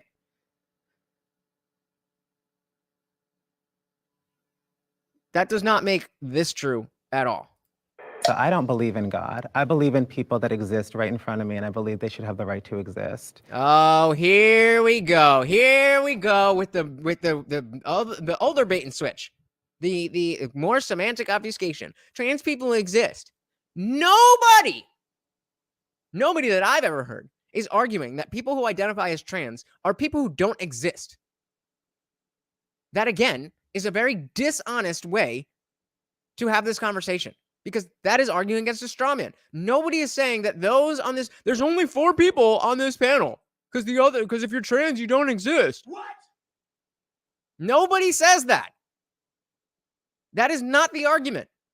Welcome once again to another example of people on one side of the issue not understanding what people on the other side of the issue think, and therefore thinking they're evil, while this side understanding exactly what these people think and understanding that they are woefully misinformed. Yeah, exactly. No freedoms. They do exist. There's a lot more to that sentence, and I'm with you. But nobody is saying that these people do not exist. And so I'm not saying they don't have the right to exist. I'm no, just but saying, I mean, I'm just saying that I mean, was the they weren't initial mistakes intent. either. They're just here the way you and I are here right now, and they are who they Nobody's are. and we have to- arguing. Nobody's arguing that.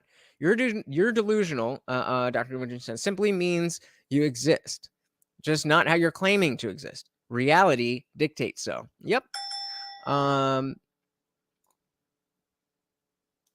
Facts. Feminists made the word gender popular. Oh, another bar from No Freedoms. You on fire tonight, brother.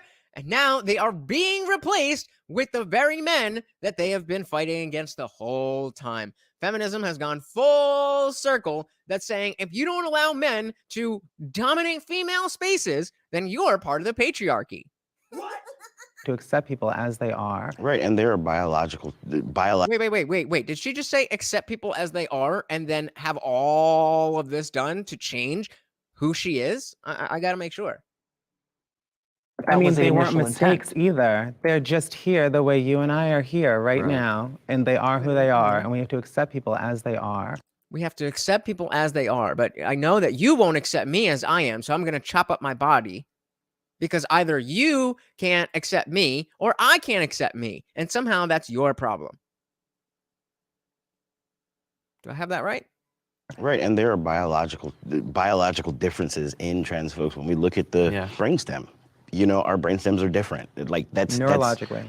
Right, neurologically, we're different.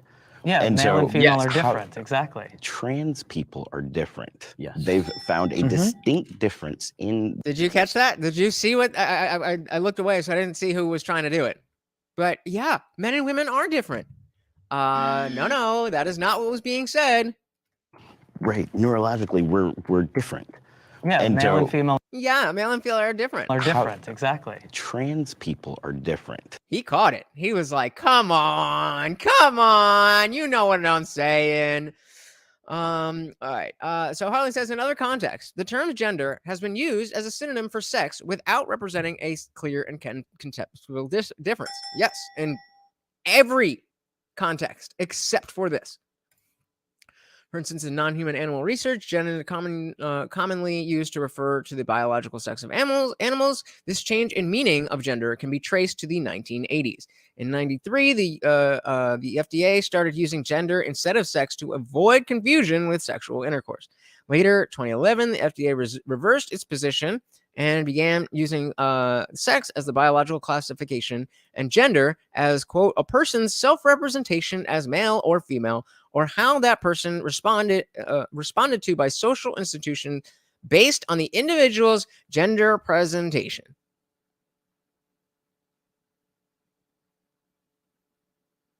But this clears things up, right? This doesn't make things any more confusing. Dr. Virginia says, we don't have to accept a damn thing. They say we have to accept what's in their head. They shouldn't have to accept what's in our heads. And yeah, I mean, if they're not going to accept that we believe that there's two genders, then why do we have to accept anything that they believe? Just double checking here. No freedoms. The word gay meant happy. Oh, no freedoms is on fire tonight. The word gay meant happy until society changed it.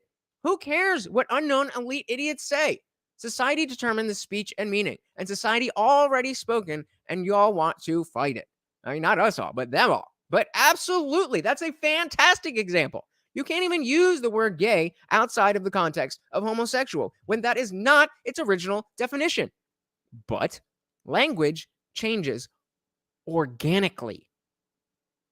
That's the way language is supposed to work. It updates organically in the way that people use it, not forcing a change from the top down saying, okay, now there's no such thing as a woman. There's only chest feeders or uterus havers or baby holders.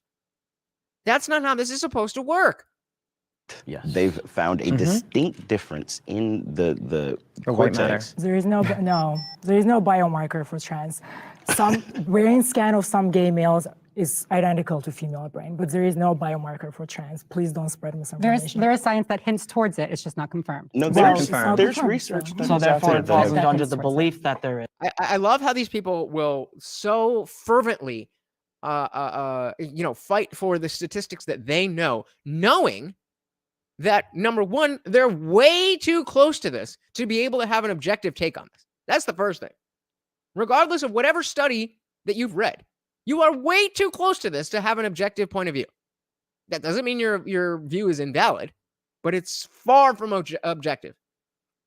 And then secondly, we know from every other issue that's ever existed, especially ones that are so politicized, that you can find studies that go either way.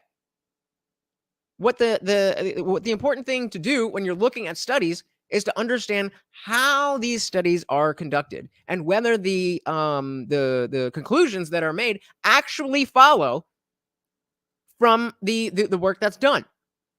For example, if you come to a conclusion based on all of America, but your sample size was 200 people, well, it doesn't really matter what the study says, even if you were the top researchers in the universe.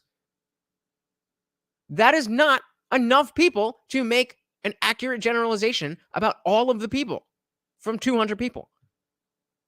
But most people don't know how to read a study. They read the abstract and they think that they know.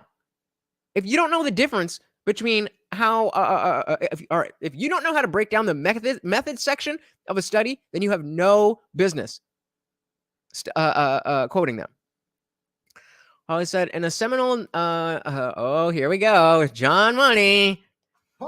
In a seminal 1955 paper, John Money defined it as all those things that a person says or does to disclose himself or herself as having the status of boy, girl, man, whatever.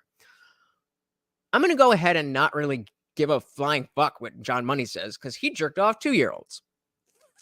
So, But there is no scientific fact to back that up, which therefore I believe that God's freedom. You're on a roll. Come on, man. Keep it kosher. You're doing so good. intent was to create male and think female. if God intended to, if God exists and in the way that you believe and just intended to make male and female, then we wouldn't be sitting here. That's a good argument. That's 100% why you need to keep God out of these conversations. I mean, to be fair, that is the prompt, but believe Intersex people wouldn't in a exist. higher power, right, of my own. And God is not this thing that creates rules and binary situations and laws that can be broken or really made. We're just I agree, but many Christians will disagree. just all here. Yeah. Like I was born in a female body, but I was never a girl. Actually, you were. He says, anyway, my point is the words being used have been interchanged constantly, creating a lot of confusion in all of this. Well, that I can definitely agree with. But as Dr. Evil Genius says, only if we allow that to continue, only if we buy into that, only if we start using the terminology and accepting that if we don't just adhere to their new version of the English language, that we are bigots. That's where the confusion will come from. When you allow this to fester and you don't speak out and you don't stand up for what you believe in, that's how this happens. That's how we get here. Never, ever, ever. I can't explain why, but that is my truth. That is the fact that it's My truth. I don't get it, but it's my truth. So it must be completely valid and you have to accept it because it's my truth. who I've always been, and there's no way that I'm gonna look up at this guy at some guide and be like, oh yeah, you made me as a mistake. That was a whole lot of nothing. All right. So I don't even know if I care about this one, but prompt is transitioning improved my sex life. I'm actually curious. Well, let's poll this one. How are we gonna do this? We're gonna just go. We'll just go over under half. Over under half step forward. So if you think more than half will step forward, you hit over. If you think less than half will step forward, hit under. While we do that, let's go through some comments. Please hit that poll. Oh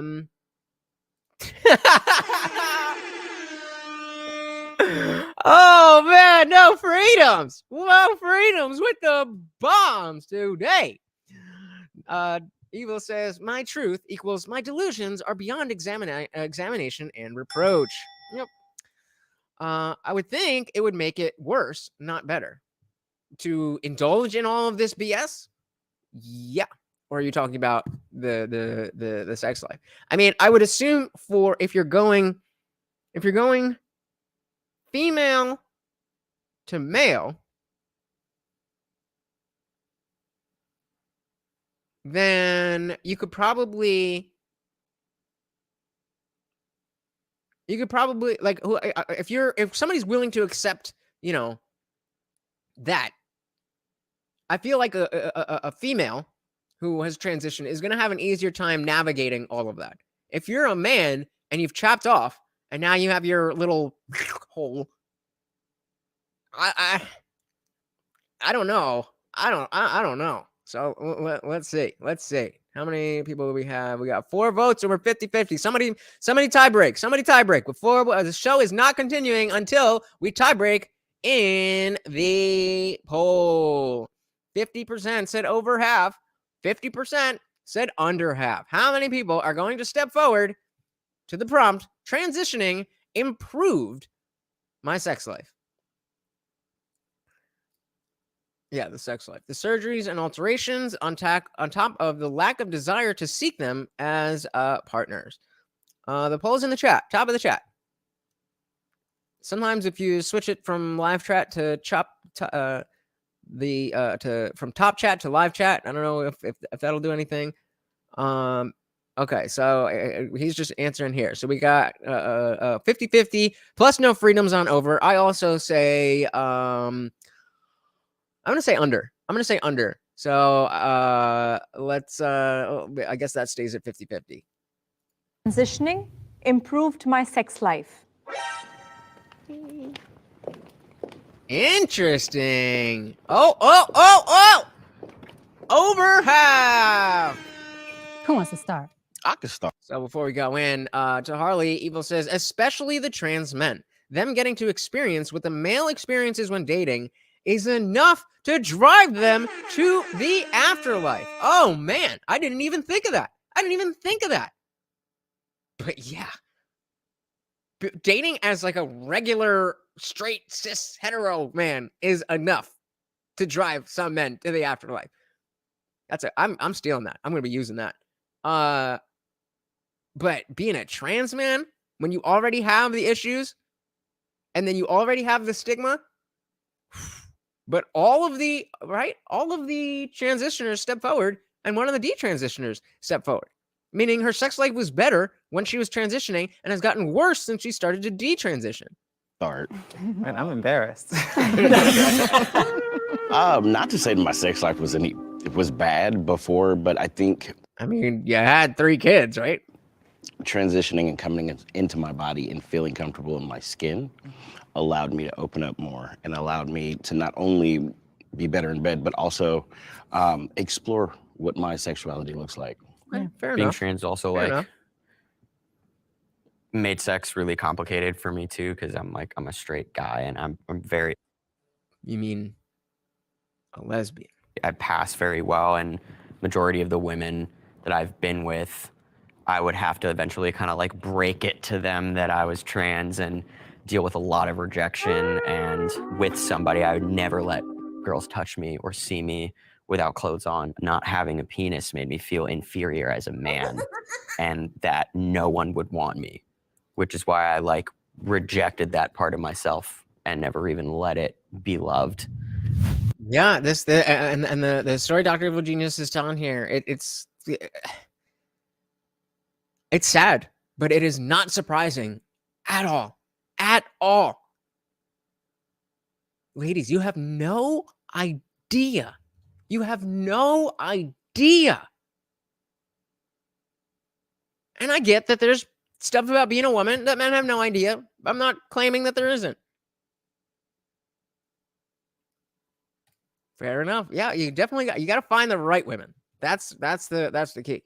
But speaking generally, I'm going with no freedom. It took a lot of really accepting that people were going to accept me and be attracted to me and love me and want to give me pleasure regardless of what was in my pants. And that took a long time. It took until I was like, I think I was 21 when my ex-girlfriend and I started dating. From that point on, I realized that just letting someone love me was half the battle. And once I let that piece come into play, I mean, it changed my life. Yeah, so on the woman who did the experiment, no freedom saying I remember her. She's so weak-minded. Before she was laughing and saying being a man was easy until life hit her in the never forget. Do you want to go? You want to go? Y'all can go. I'll go last. I mean, so even though I detransitioned, in the beginning, especially when I was on hormones, like it increased my sex drive a lot. And there were a lot of aspects to that that was like enjoyable to explore my fluidity for sure. I was able to date a lot of people. And I think like from detransitioning, it's like the opposite of that. Like my sex drive completely changed in a way that like, there's good aspects to not being horny 24/7.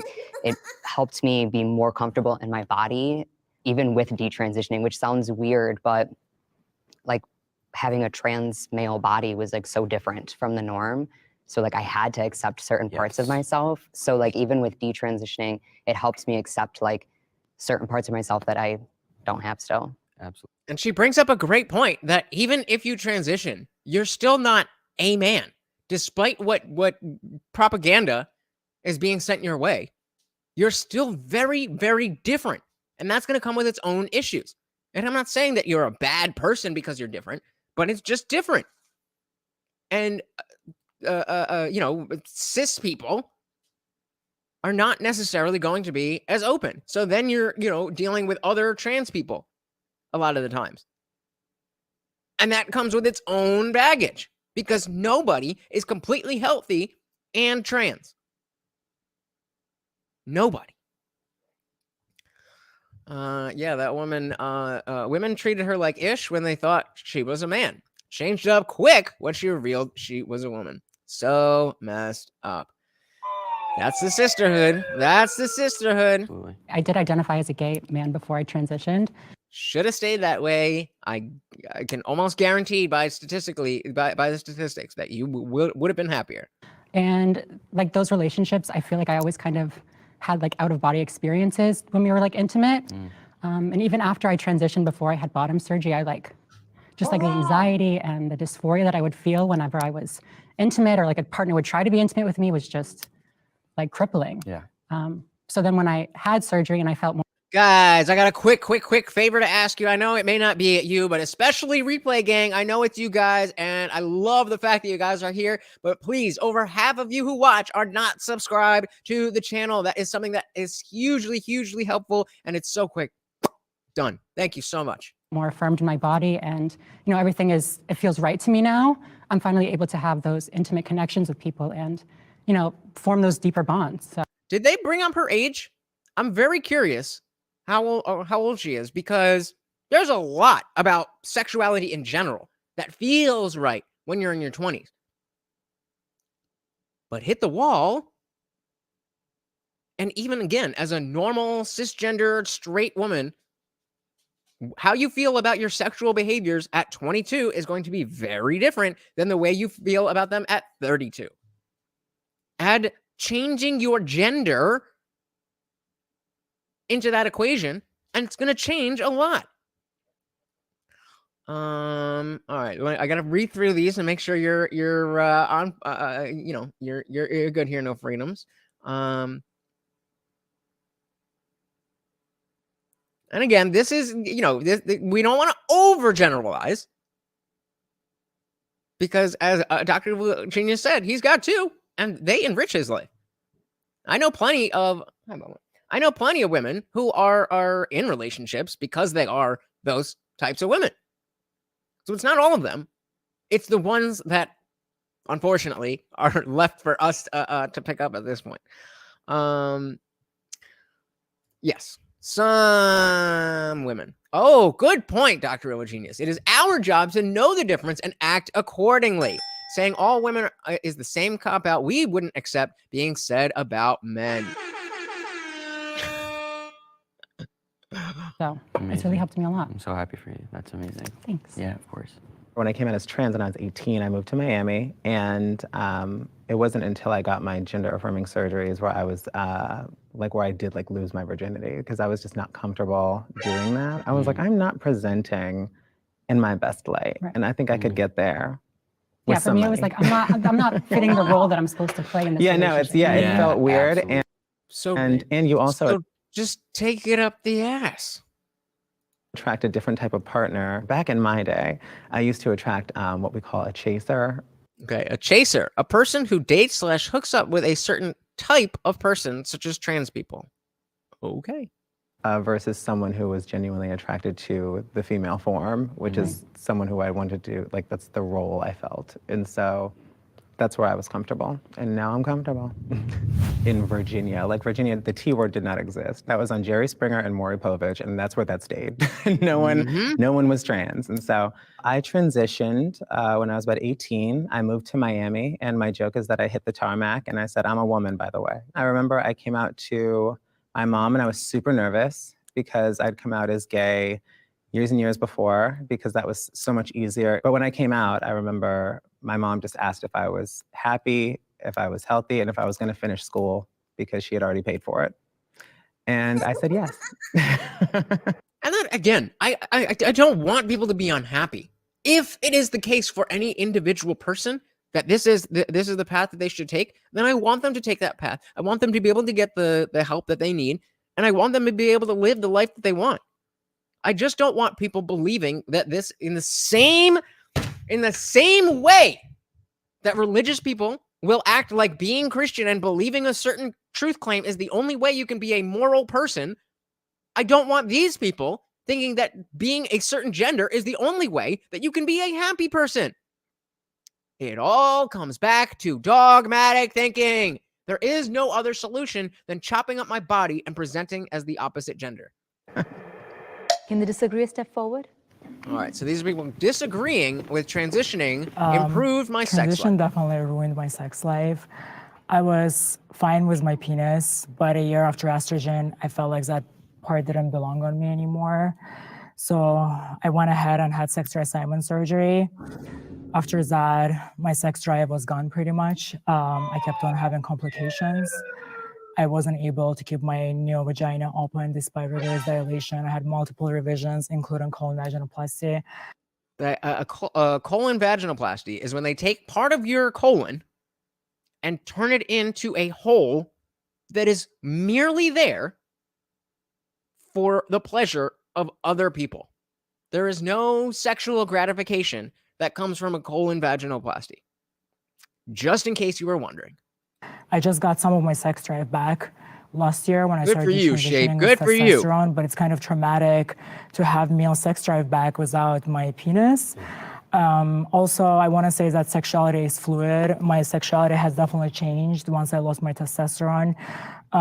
Before, I was strictly attracted to men. After I lost my testosterone, I was attracted to people in general, because now I didn't have this male sex drive, so I couldn't relate to men as much. They wanted to have sex, but I just wanted to hold hands and cuddle. Yeah. And now, oh my God. Oh my God. So it's anal even when it isn't. Cruel and unusual. Oh no. Oh no. Oh man. Welcome to the Party Splits. We are going through another episode of Jubilee Middle Ground, transitioners versus detransitioners. Welcome, welcome, welcome. My body dysmorphia / actual gender dysphoria as well is worse than ever before. I do feel like I'm stuck in a surgically created body. I just don't think I've been really myself by trying to become a woman. Yeah, so transition did take a lot from me.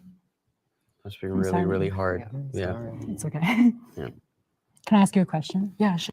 I was just about to say something about how it's weird that it seems like they dance around each other. They're all like any opportunity to virtue signal. Like, oh my God, I'm so sorry. That must have been so hard. Like, do you even really care? It doesn't really sound like you care. It just kind of sounds like that's the thing that you're supposed to say. And so you're saying it so you don't look bad. Sure. All right, what's If this you question? had like found the results that you desired in the beginning, would you feel differently than you do now? If things were different than they are, would they be different? No, because I realized I just miss being a man, you know, I just miss being obsessed about sex and money. I don't want to do the whole emotional thing. And I'm talking about stereotypes, okay? So I regret, it's just like now I'm a medical patient for life. Also having sex served back, it just reminds me that I lost all these years. I could have been having fun, whether it's chasers or, I definitely have internalized homophobia. So internalized homophobia also pushed me into transition because I felt like chasers weren't good enough because I wanted to be a woman. I wanted to escape my homosexuality. But now I realize at the end of the day, I'm a gay man and I'm still living with internalized homophobia because therapists actually never helped me with that. And that is what the therapist should have been helping you with. Accepting the fact that it's okay if you're a dude that likes either boning other dudes or getting boned by dudes. If you're a dude that likes sucking dick, just be a dude that sucks dick. Don't bring that shit over here. But as long as you are not trying to suck my dick, all is good. All is good. But now, this person's life can never, ever resemble what it was. No pause. I'm perfectly happy with being friends with gay people. No pause needed. If you like sucking dick, we can still be friends. No pause needed. If you like sucking dick, if you like getting boned by other dudes and you're a dude, we can still be friends. I'm just not going to engage in those activities with you.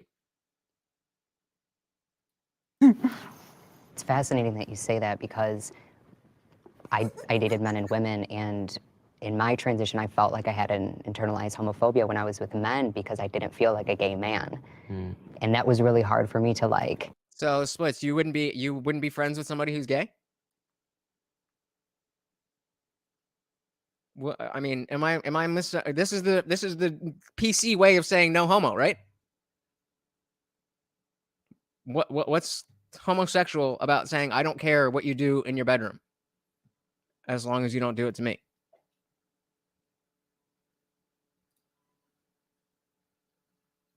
So what's the pause? There's nothing homophobic about not caring what other people do, or there's nothing homosexual about not caring what people do. That's really just, I mean, obviously I'm being dramatic in the way that I'm saying it. But it's really weird that you guys are like, whoa, holy crap. Yeah, people suck dicks. Sometimes they have their own dicks. Sometimes they have dicks and they like putting those dicks in other dudes' butts. As long as you're not trying to do that to me, you're all good. Figure out because I had this journey for so long and a lot of sexual experiences were good, but I was on Grindr and I'm sleeping with these men and they're treating me how I would want to be treated in a social setting, but I'm like, I was really, really masculine in my presentation, but I tended to be kind of feminine in my roles within sex. And so I think that also got me to realize that I wanted to detransition because it was a reflection of the relationships that I had. Like, to follow kind of some stereotypes, like I did miss being a woman in some of those like social settings, like with how women interacted with me, with how men interacted with me. Like, so yeah, that's heavily relatable to that for sure. So I do not regret my transition. Shocking, I know. That was like a really great time. I'm not laughing at her, I'm laughing at the chat. For me in the beginning, I really was able to explore and express myself in ways that I could not have done without hormones and surgery. I learned so much about how people treat people based on gender and looks in general. I am not even listening to this chick. Hold on. All right. Obviously, I'm not putting that. There's a reason I typed that. Yeah. All right. Say this needs a pause. All right. This is very different than what I said. This is very different than what I said. All right, let's see what this chick is talking about. Is she saying anything important? Like, so yeah, that's heavily relatable to that for sure. So I do not regret my transition. Shocking, I know. You don't regret your transition, but you went back and undid your transition. So the only way to circle that square would be, well, I learned a lot through the process, and I'm glad that I'm the person who went through that and is no longer trying to be, I guess, a man. That was like a really great time for me in the beginning. I really was able to explore and express myself in ways that I could not have done without hormones and surgery. I learned so much about how people treat people based on gender and looks in general. Okay, but do you think that that is going to be the average experience of somebody who detransitions? They're like, well, it was just a fun learning experience. Or maybe are you in the minority of the minority of people who went through all of this and were actually able to reclaim some severance of your female life? Unlike so many other people, like Shape over there. I feel like I would not be the person, especially the confidence and security that I have within myself if I didn't transition. I wouldn't be the person I have within myself if I didn't transition. This is a crisis of identity. This is just your personality.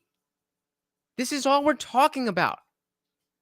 How did it get so far that you need to chop up your body or take irreversible drugs in order to live out your personality? No, nothing else yet, but how did we get there? As presenting as a woman in this world, my dynamic with men in general is so much different. I mean, I was very insecure, very submissive, very quiet, and now I'm able to speak up for myself because of that.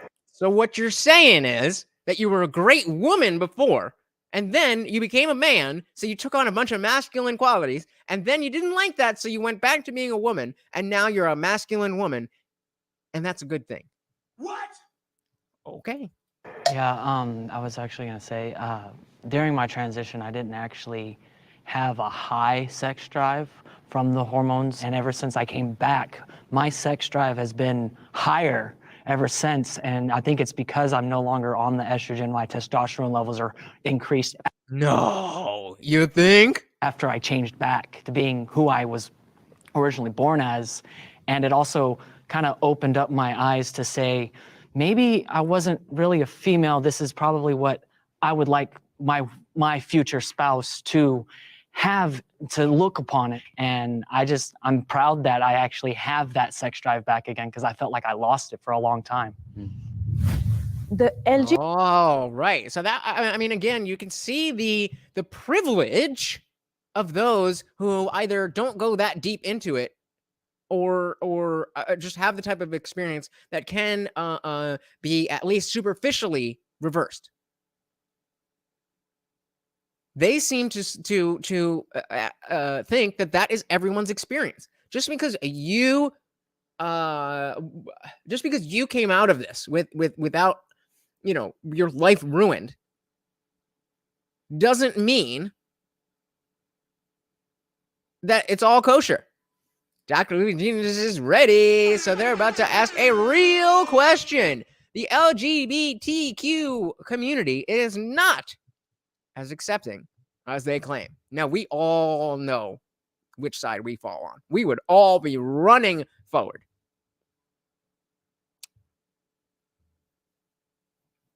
These people seem,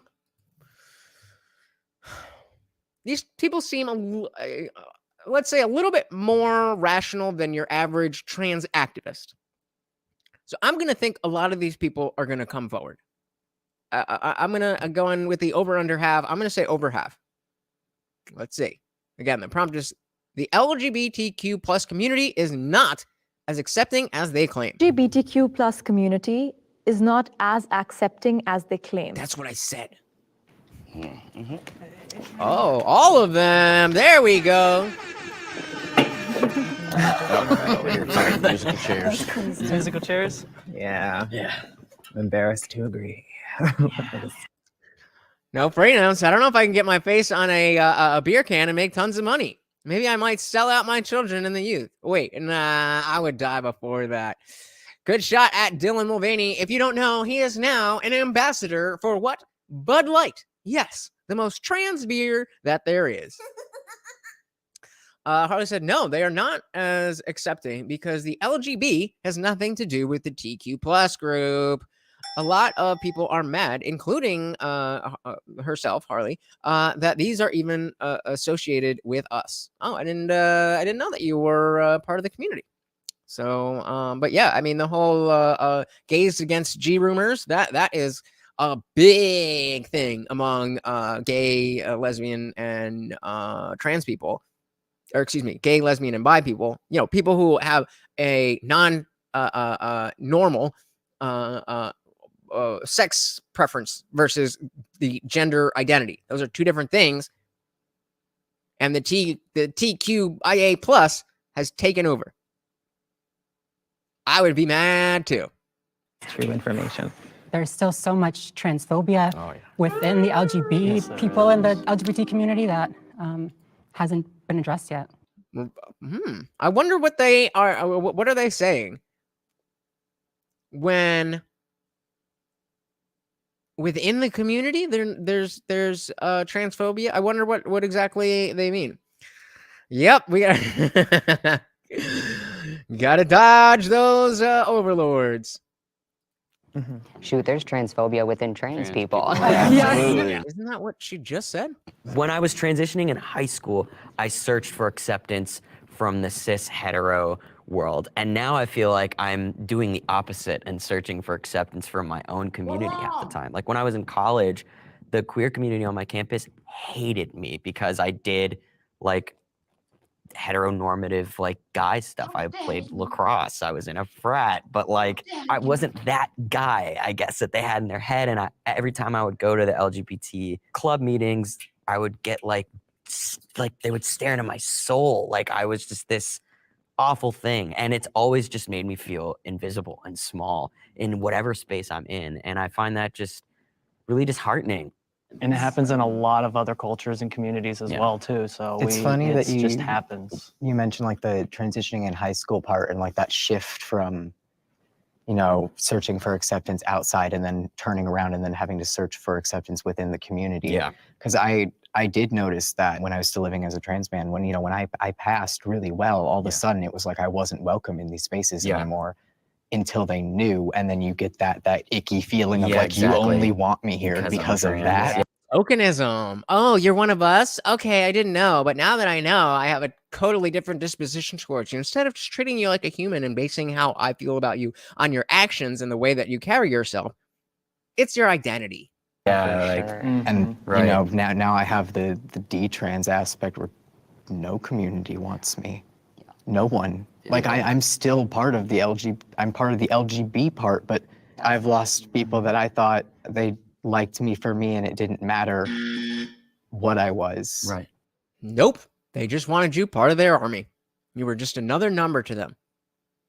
The irony being that you think that is how people who are not for this stuff think of you, when really it's your own kind. It's your own kind.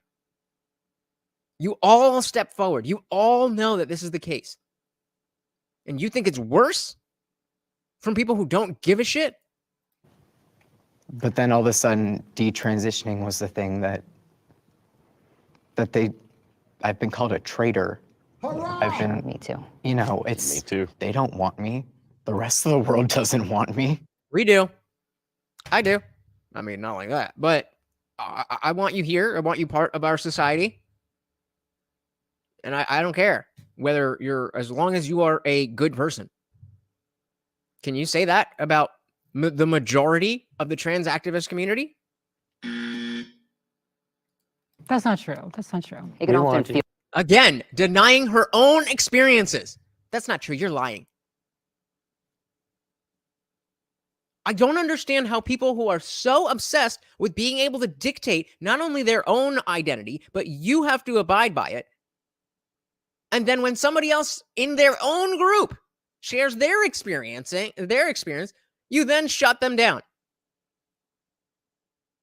How do you get like this? How do you get like this? What has to happen in your life to make you think that this worldview is normal and acceptable? Feel that way. Right. Feel isolated. But it feels really that way. isolating. Like, this is not a club. It's not a You club. know, and it's not like a personality trait that Well, yeah, it is. I'm just taking up. And God forbid one day I change my mind. I won't, but like, I won't. I know the future.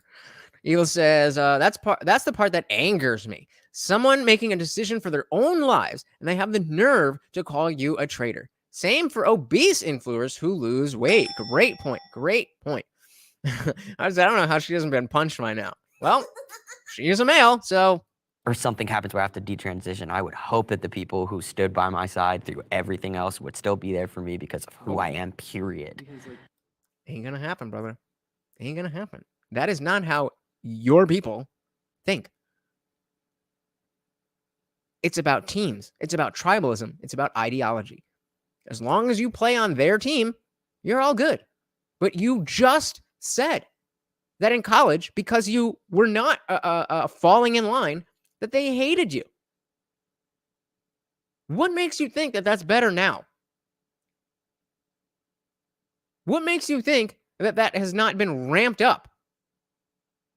Maybe it's just that you're a little bit older and able to deal with people who don't like you in general better than you could when you were younger.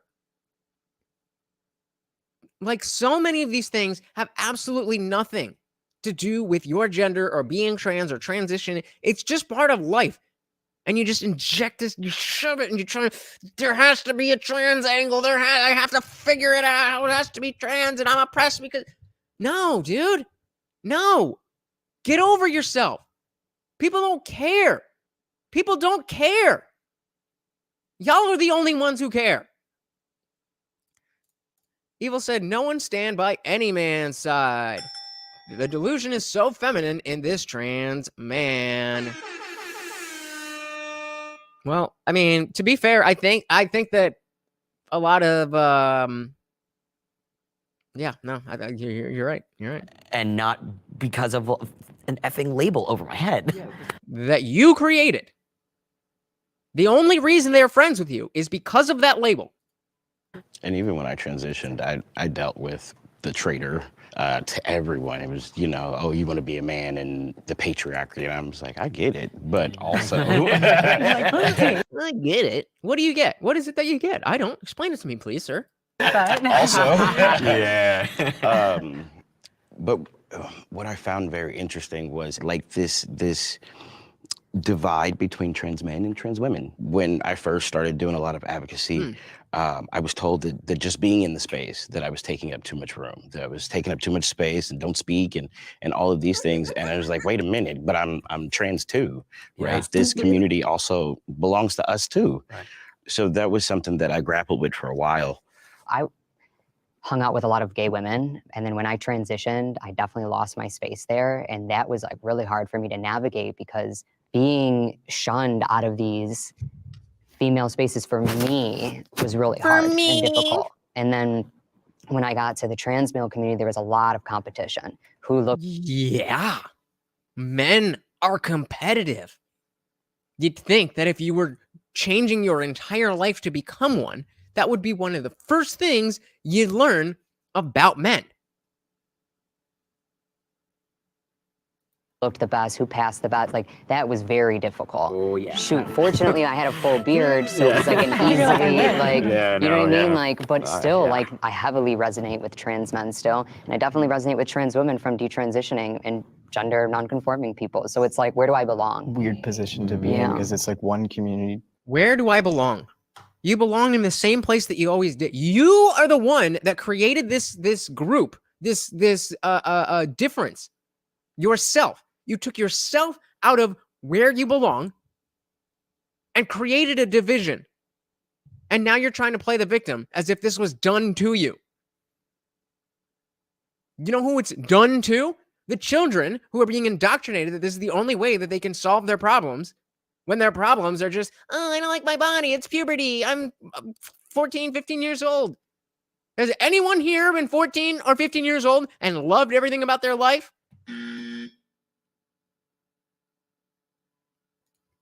It's amazing how someone can call themselves the opposite sex, but know nothing about that sex, but beyond the exterior traits.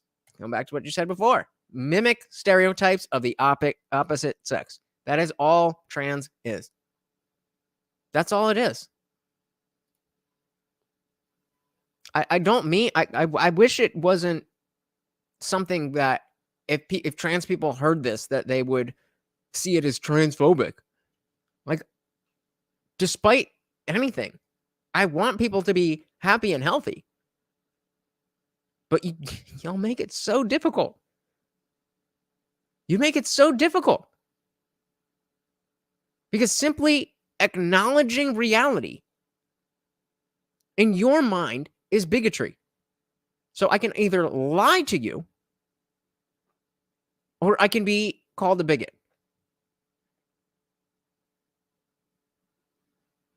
That's why we have so many people who choose the former, because they are weak. And they don't want to be seen as transphobic. They don't want to be seen as conservative. They want to be seen as right wing. Even though they don't believe any of this shit. They're just saying what they think they're supposed to say. No Freedom says, well, trans women are doing great. I mean, damn, they already won Woman of the Year, and they're breaking records all throughout sports too. Yeah, they're doing great. Like I said, doesn't really want you, but you don't fit in. You can't really go all the way back, so you don't fit in with the rest of them. You can't go all the way back. You can't go all the way back. That's it. That is the moral of the story. You can't go all the way back. So before you do anything, you better be able to have the mental capacity to understand that that is the case. And if you are under 14 years old, certainly, you do not have the mental capacity to do that. Oh my goodness, Dan, once again. Oh my goodness. Thank you so much. Dan, already the sponsor of the stream, hitting once again with no question, no comment, just pure love of the game, or maybe it's love for Morty. Let's have you dance a little bit. Dance for Dan. Yeah, good boy. There you go. Thank you so much, Dan. I really do appreciate it, man. I know that I don't think there has been one stream where you've been here since I've been monetized that you haven't dropped a little something. And it means a lot to me. It means a lot. It really does. You know, even, you know, it means a lot. It means a lot. Thank you. Thank you very much. And Harley, didn't forget about you either. We just shouldn't have to categorize. Yeah, like, we shouldn't have to float around, wonder where we belong. Like, we have the other detransitioners, like, but even then, we're all still vastly different individuals who have vastly different life experience, political views, religious beliefs.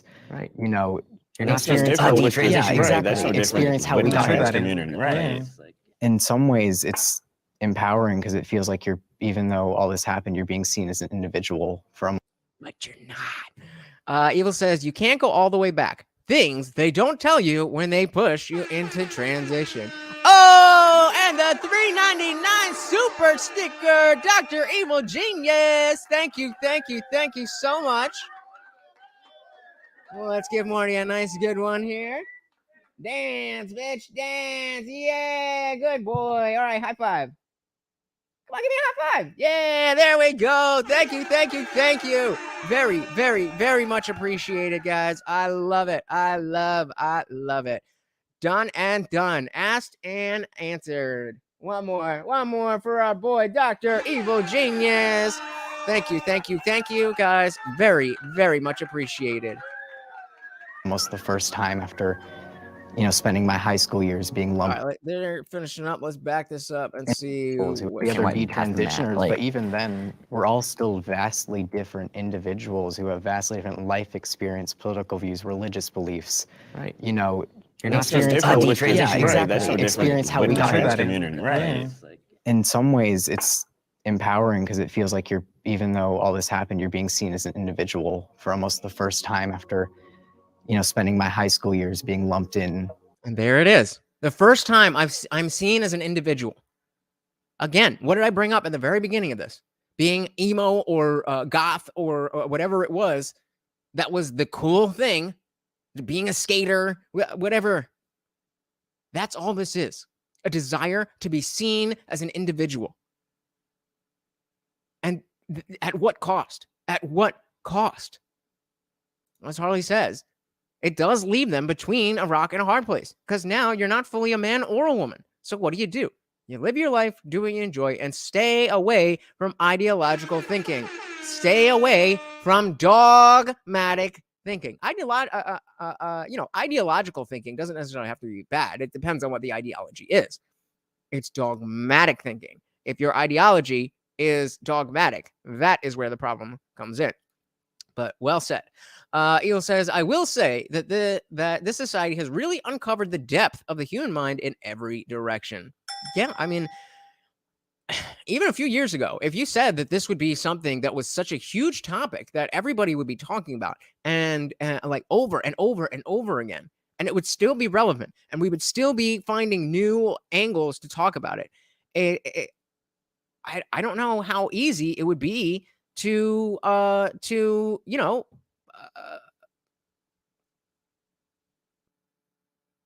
understand how people are looking at society, how people are looking at themselves, how the internet works on the mind, all of these kinds of things. Definitely, it definitely has opened up a lot, as Evil said. And yes, Dr. Evil Genius, do you have an ideology, or does the ideology own you? That is perfectly put, because an ideology is just a collection of beliefs and values that you have. I mean, you can define it in other ways, but for this conversation, just a collection of ideas, values that you hold that dictates how you behave, how you want others to behave, so on and so forth. Do you have an ideology, or does the ideology own you? Very well said. It just gets deeper. I don't know what this means. I will say that society has really uncovered the depth of the human mind in every direction. No, not yet. Not just yet. Oh, so you're saying it goes further. It goes further. Okay. There are things out there no man, woman, or child, alien, thing, bear, chicken, cat should see. That I definitely agree with. I would also like to see a chicken cat. I think that that might be interesting. I don't know if I would want to see how it got there, but it would pique my interest. All right, guys, let's finish this up. And since this was a short one, maybe if anybody is interested, I could drop the link. Let me know what you guys think. Otherwise, we can head over to Discord. I'm not going to be up till the middle of the morning. I have to wake up early tomorrow. So whatever you guys want, but I'm not staying up too late. By both the LGBT community and the rest. Even though all this happened, you're being seen as an individual for almost the first time after spending my high school years being lumped in by both the LGBT community and the rest of the people in a category. But it's also very isolating because you don't have really that community support that other places get. Mm-hmm. Bye. Yeah. Bye, y'all. Thank you guys so much. So, I mean, a lot there. So here's what I'm going to do. I'm going to drop the link. If anybody wants to come up, then come on up. You got to come up. But oh my goodness, taking over as the sponsor the stream sponsor. Thank you. Oh my goodness. With the 10th spot. Here you go. Come on, Mort. Let's go. Yeah, thank you, Dr. Evil Genius. Look at that. Oh, I'm blocking it. Sorry. Oh, we'll do it again. There you go. Yeah. Thank you. So I just dropped the link if you guys want to come up. While we are waiting to see if you guys do that, there was a video that I saw that I wasn't going to cover, but I don't want to really make my own video about it. But since No Freedoms brought it up, and it's been a relatively short show, why not? Let's go with why not? Let's go with Matt Walsh. On Friday, He always has the nicest takes for our good friend Dylan Mulvaney. So if you haven't heard, as I said earlier in the stream, Dylan Mulvaney is now a brand ambassador for Bud Light, because who wouldn't want to drink a Bud Light after seeing this? our nation once again celebrated one of its highest and most sacred holy days, the Trans Day of Visibility. It's very important that we have this special occasion dedicated to making trans people feel visible. You know, there's an urgent need here because other than the fact that trans people are relentlessly celebrated and promoted and elevated and worshiped by every major corporation and by every governmental institution and by most of the most prominent and powerful people in our country, other than all that, trans people are practically invisible. Trans people are indeed horribly marginalized. That is, if you don't take into account the trans pride flags hanging all over the place and, the trans propaganda shoved in front of our faces everywhere we go, and the well-funded and coordinated campaign to promote transgenderism and recruit our children into it. Putting all that aside, trans people are really getting the cold shoulder from society. I mean, if you somehow something tells me he's not being genuine, and might be a little sarcasm in his voice. I don't know. What do you think? didn't notice that all of our most powerful institutions are lying prostrate on the ground, groveling at the feet of this tiny minority, then Trans Day of Visibility was likely a very educational day. What I'm saying is that if you happen to have been walking through life blindfolded with earplugs for the past decade or so, then this sort of awareness campaign was made just for you. Okay, then you probably were walking around on Friday like, trans people, what's that? I did never heard of this before. But if you have been even vaguely conscious and aware prior to Friday, then Trans Day of Visibility may have seemed a bit redundant. Yep. Trans Day of Visibility, that's just another way of saying it's a day. It's just a day on the calendar. I just want to stress to you guys, I have not watched this yet. So I have no idea. Like, this was on the playlist, but I didn't get there yet. Lauren Chen put out a video about the same thing, and it was interesting, but as Dr. Evil Genius said, Walsh going in. So I figured why not? Again, the link is pinned to the top of the chat if you do want to come up and chat with me. Harlan says, who the hell drinks Bud Light besides rednecks in overalls with no shirt underneath and a farmer's tan? Nobody. That's why this is ridiculous. You haven't even seen it. And nevertheless, the day was dutifully commemorated. Corporations and brands paid homage. Government agencies displayed their fealty. Even the National Weather Service put out a Trans Day of Visibility statement, because no government agency, no institution is allowed to just be what it is and focus on fulfilling the tasks that it was made to fulfill. No, because the primary government agencies doing the thing that they're supposed to do? That doesn't happen. Evil says, reminds me of when Razor Company did their yeah. That's exactly that was this company. So if those of you who are not familiar, when Gillette did the that ad that was super woke and made it seem like their only customers, men, or the majority of their customers being men, were bad people just for being men. Then the Jeremy Boring, the CEO of the Daily Wire, started Jeremy's Razors. And it was the whole, stop giving your money to people who hate you. Give your money to me instead. I don't really like you, or I don't know if I like you, but I certainly don't hate you for, all that stuff. And yeah. Get woke. Go broke. Oh yeah,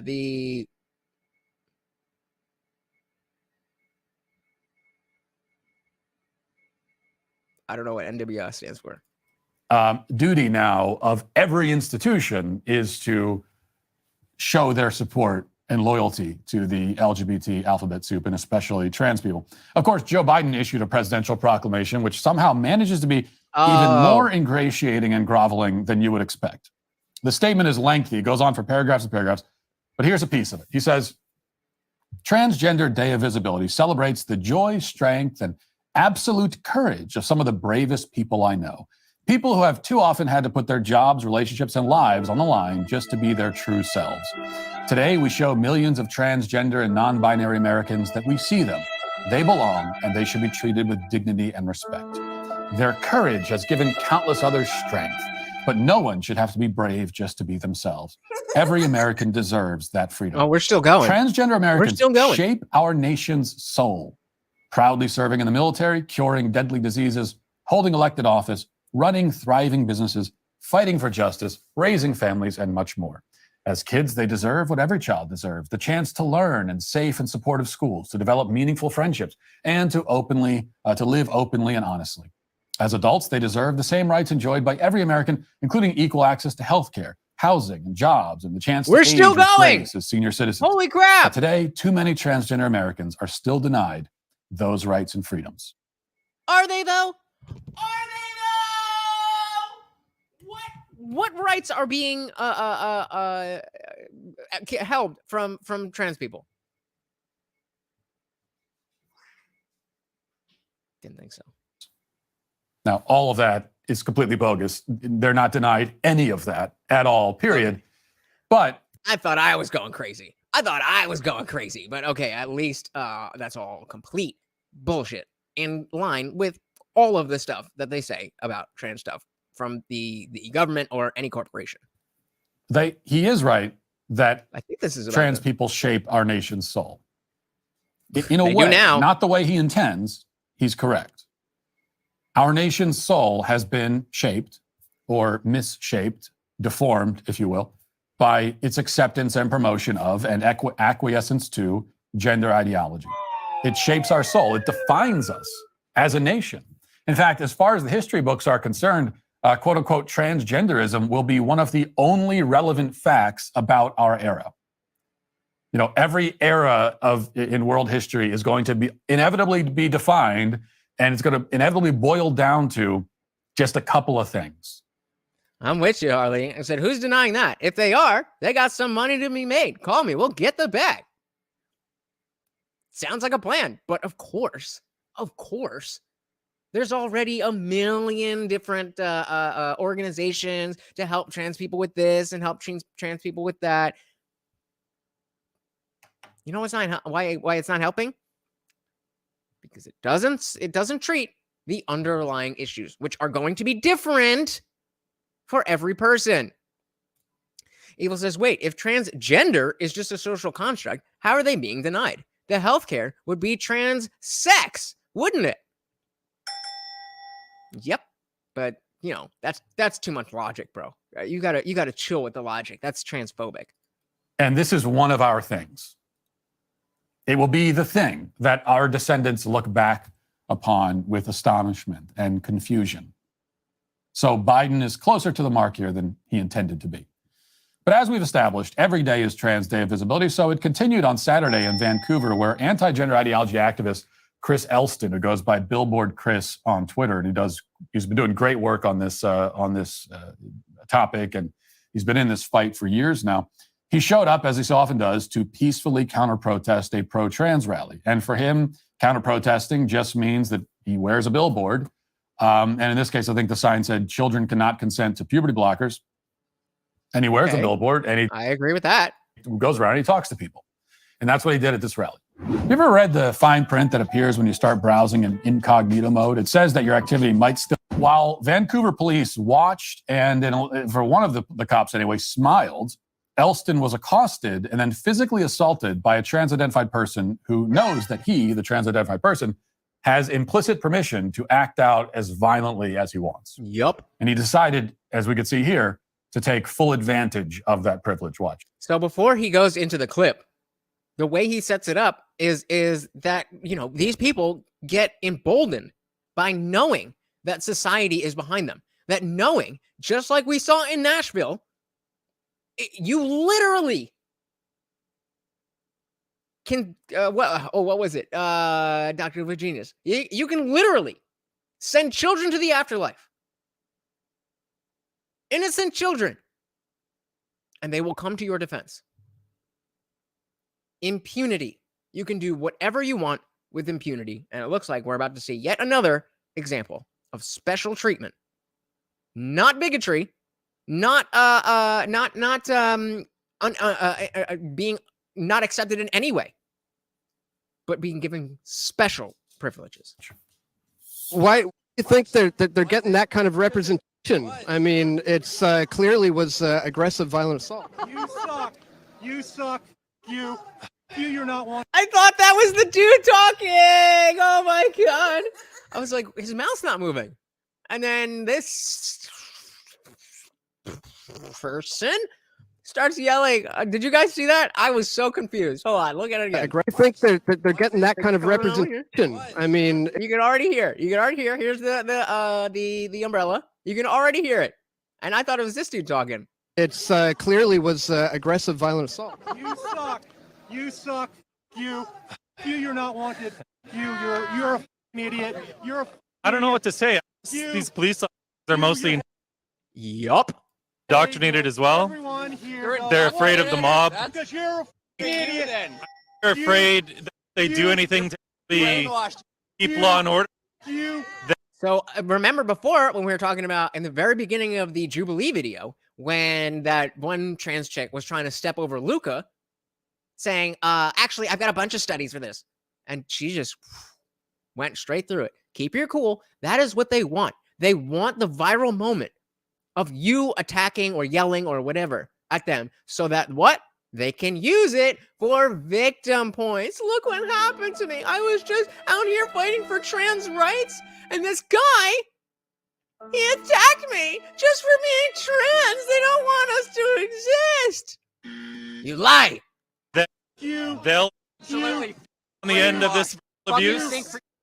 So it's cowardice from everybody all around. People probably want to. How do you keep your adult behavior? Adult behavior. This is certainly making the argument that trans people do not have mental health issues. What's How do you keep your composure? How do you keep your composure? Nothing. Beast.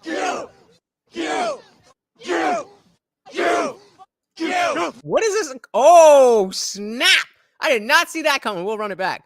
I'm sure this is definitely going to claim now. But the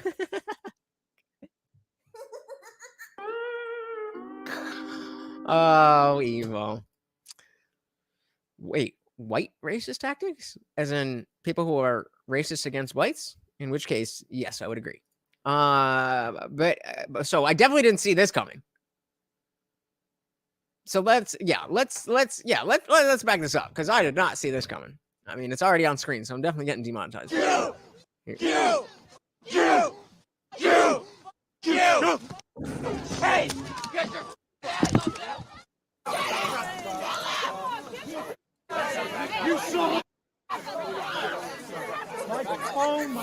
So that's about as straightforward as assault can get. And we had to bleep it out there. So it might have been, well, it's probably not that confusing, but the whole crowd was screaming F you at Elston. And then the man with the long hair and lipstick in particular was right up in Elston's face, like 6 inches from his face, screaming F you while he's trying to do an interview with this media outlet. And then Elston puts his hand up. And this is what the trans activists on social media are using to try to claim that this was not assault at all. See, I told you, I have not seen this. I have not heard about this. I paused at the perfect moment, but I did not know that there was any violence in this. And of course, it is exactly what they said, or what I said, that they want to capture that moment on camera. And of course, they're not going to show the before where you get in his face. All they're going to do is show the part where some guy with in a suit is coming and attacking a poor old trans woman who happened to be significantly bigger than him. And Evil says, so the cops arrested the trans woman because they don't respect her right to exist, right? Yeah, cops hate trans people, and it has nothing to do with assault. Is well, he puts his hands on him first. No, Elston puts his hand up to establish personal boundaries, which, by the way, you have every right to do. Yep. Nobody has the right to go up right in your face and scream at you. You have every right to establish your personal boundaries. And that's what he does. He puts his hand up. The trans dude responds by smacking him in the head and throwing him to the ground. Reasonable, like most reasonable adults would do. He feels entitled to his violent rage, the trans person does, and for good reason, because the police think that he's entitled to it too, which is why they did not arrest the assailant and even later justified the attack. Justified. By telling Elston, and this is on camera, that it was a mutual fight. So if you are accosted by this drooling rage mob screaming F you in your face and then smacking you in the face, that is a mutual fight. Stupid. As far as the cops are concerned. Stupid. But this is how we make trans people visible, I suppose, by giving them carte blanche to do whatever they want all the time. And the thing is, again, this is why we separate, at least on this channel, we separate the trans activists and the people who are just trying to live their lives as trans. I don't think that, living that way is the best. I don't think living that way is the best way to go. But again, who am I to tell you or anybody else how to live their life? It's when you do this kind of shit. It's when you try to push it on children. And the people who are just trying to live their lives, they see a video like that and they're like, come on, yo, I'm just trying to live my life. Now y'all are making it seem like we're all like you. We don't all act like that. That's exactly what I've heard from the trans people that I know that are just normal trans people. They don't like this shit. It makes everybody look bad in the community.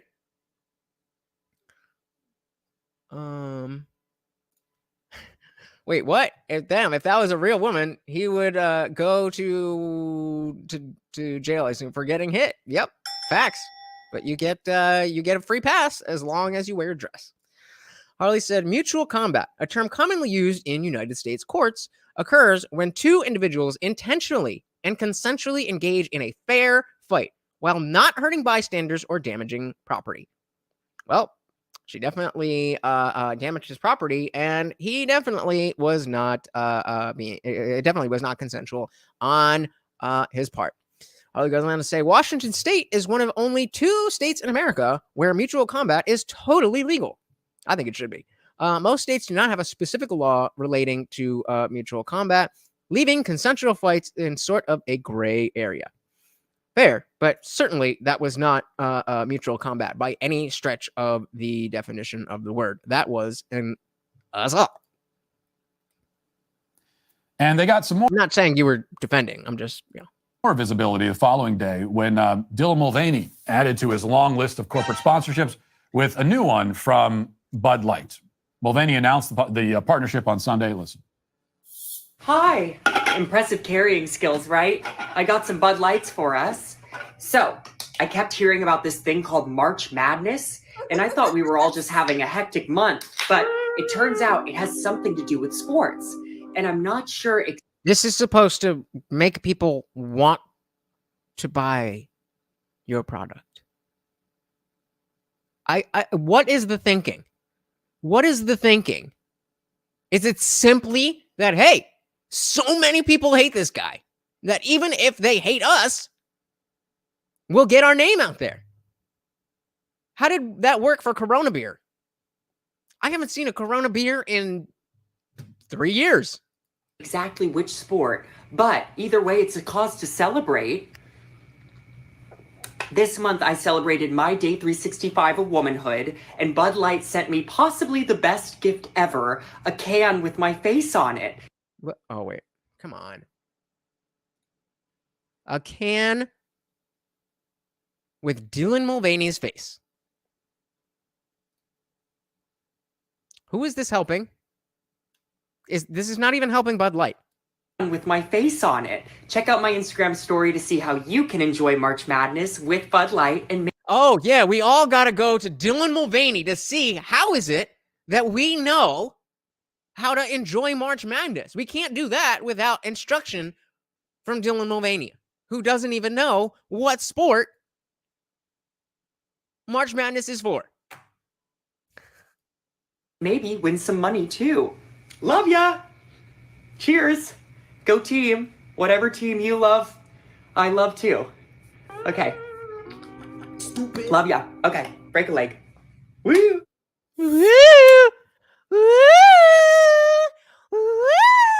This is how persecuted these people are. I mean, all a man needs to do is announce that he's a woman, and he'll be immediately showered with more endorsement deals than an NFL quarterback gets.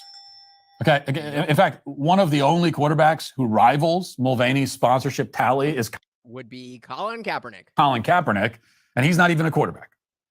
The only good news that I can see here is that it should be very easy to boycott Bud Light, given that their beer tastes like rainwater siphoned out of a tin bucket that's been sitting in your backyard for 3 weeks. If you're over the age of, let's say, 23 and Bud Light is your go-to, just don't. Just don't. It's not good enough. You don't like it that much that you need to support this company. Now, I'm not usually the boycott type of person. I don't really care. But when it comes to something like beer, where you can get Bud Light or Coors Light or Miller Light or anything else,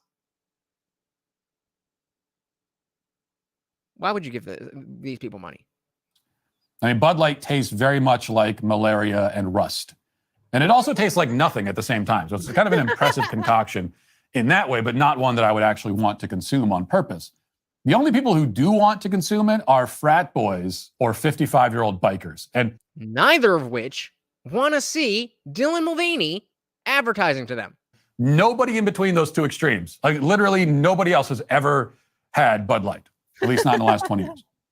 Which makes you wonder who this is meant to appeal to.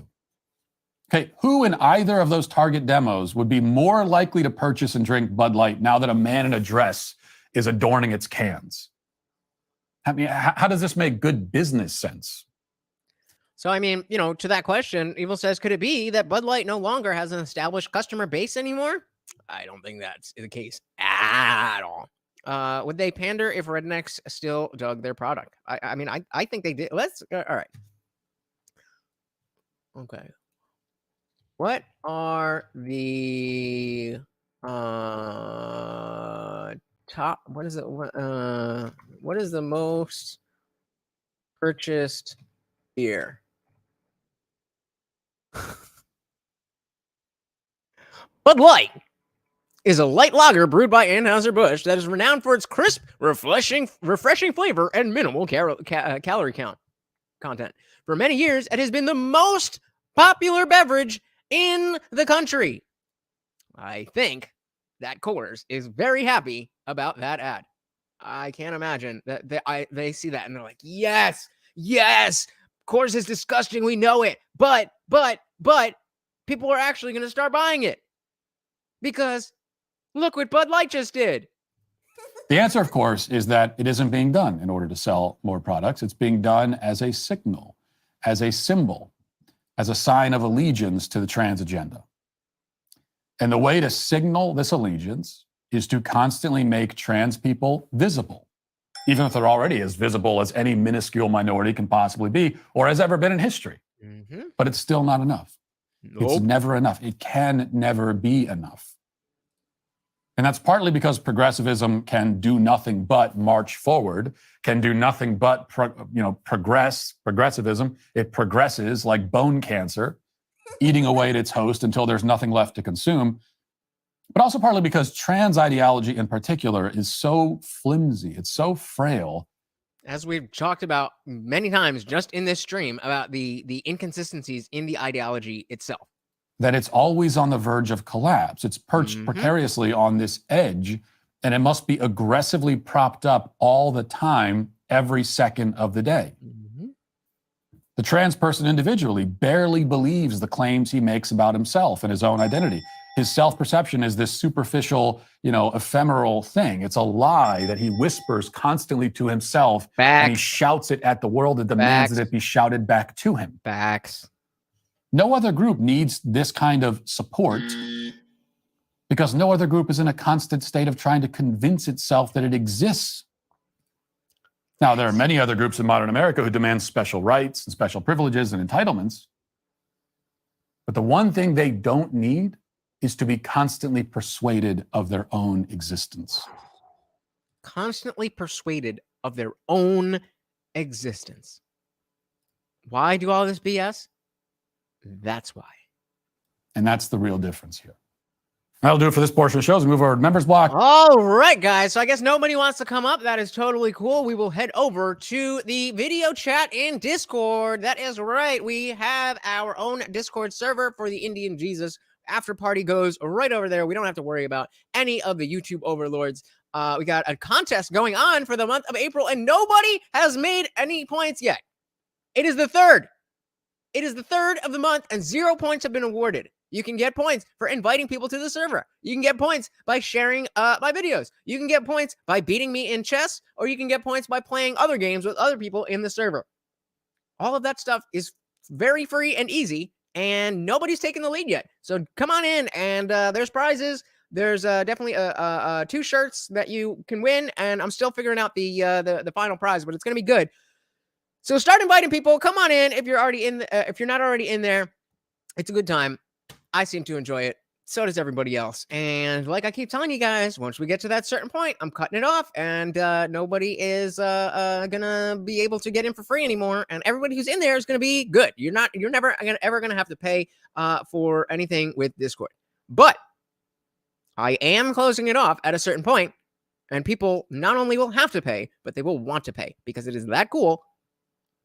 I'm just telling you. You can believe me or not. All right, no freedoms. Come and join the Discord.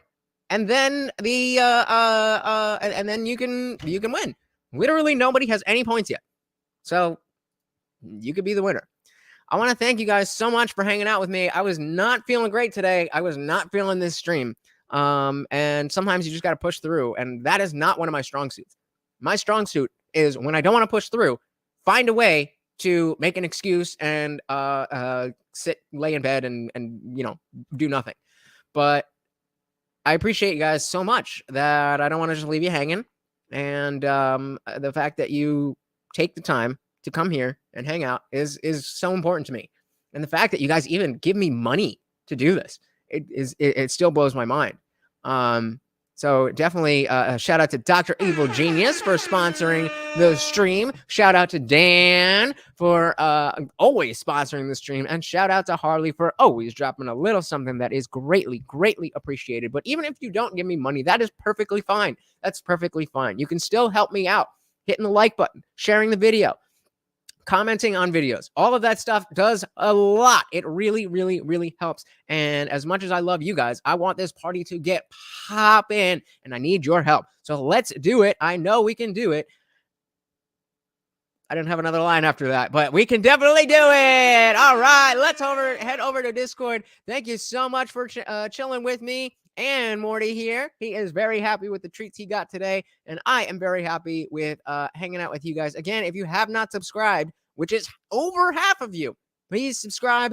Until next time, guys, thank you so, so, so much. I've been your host, Lutch, a.k.a. the Indian Jesus, here to resurrect the second coming of common sense. Until next time, I am out of here.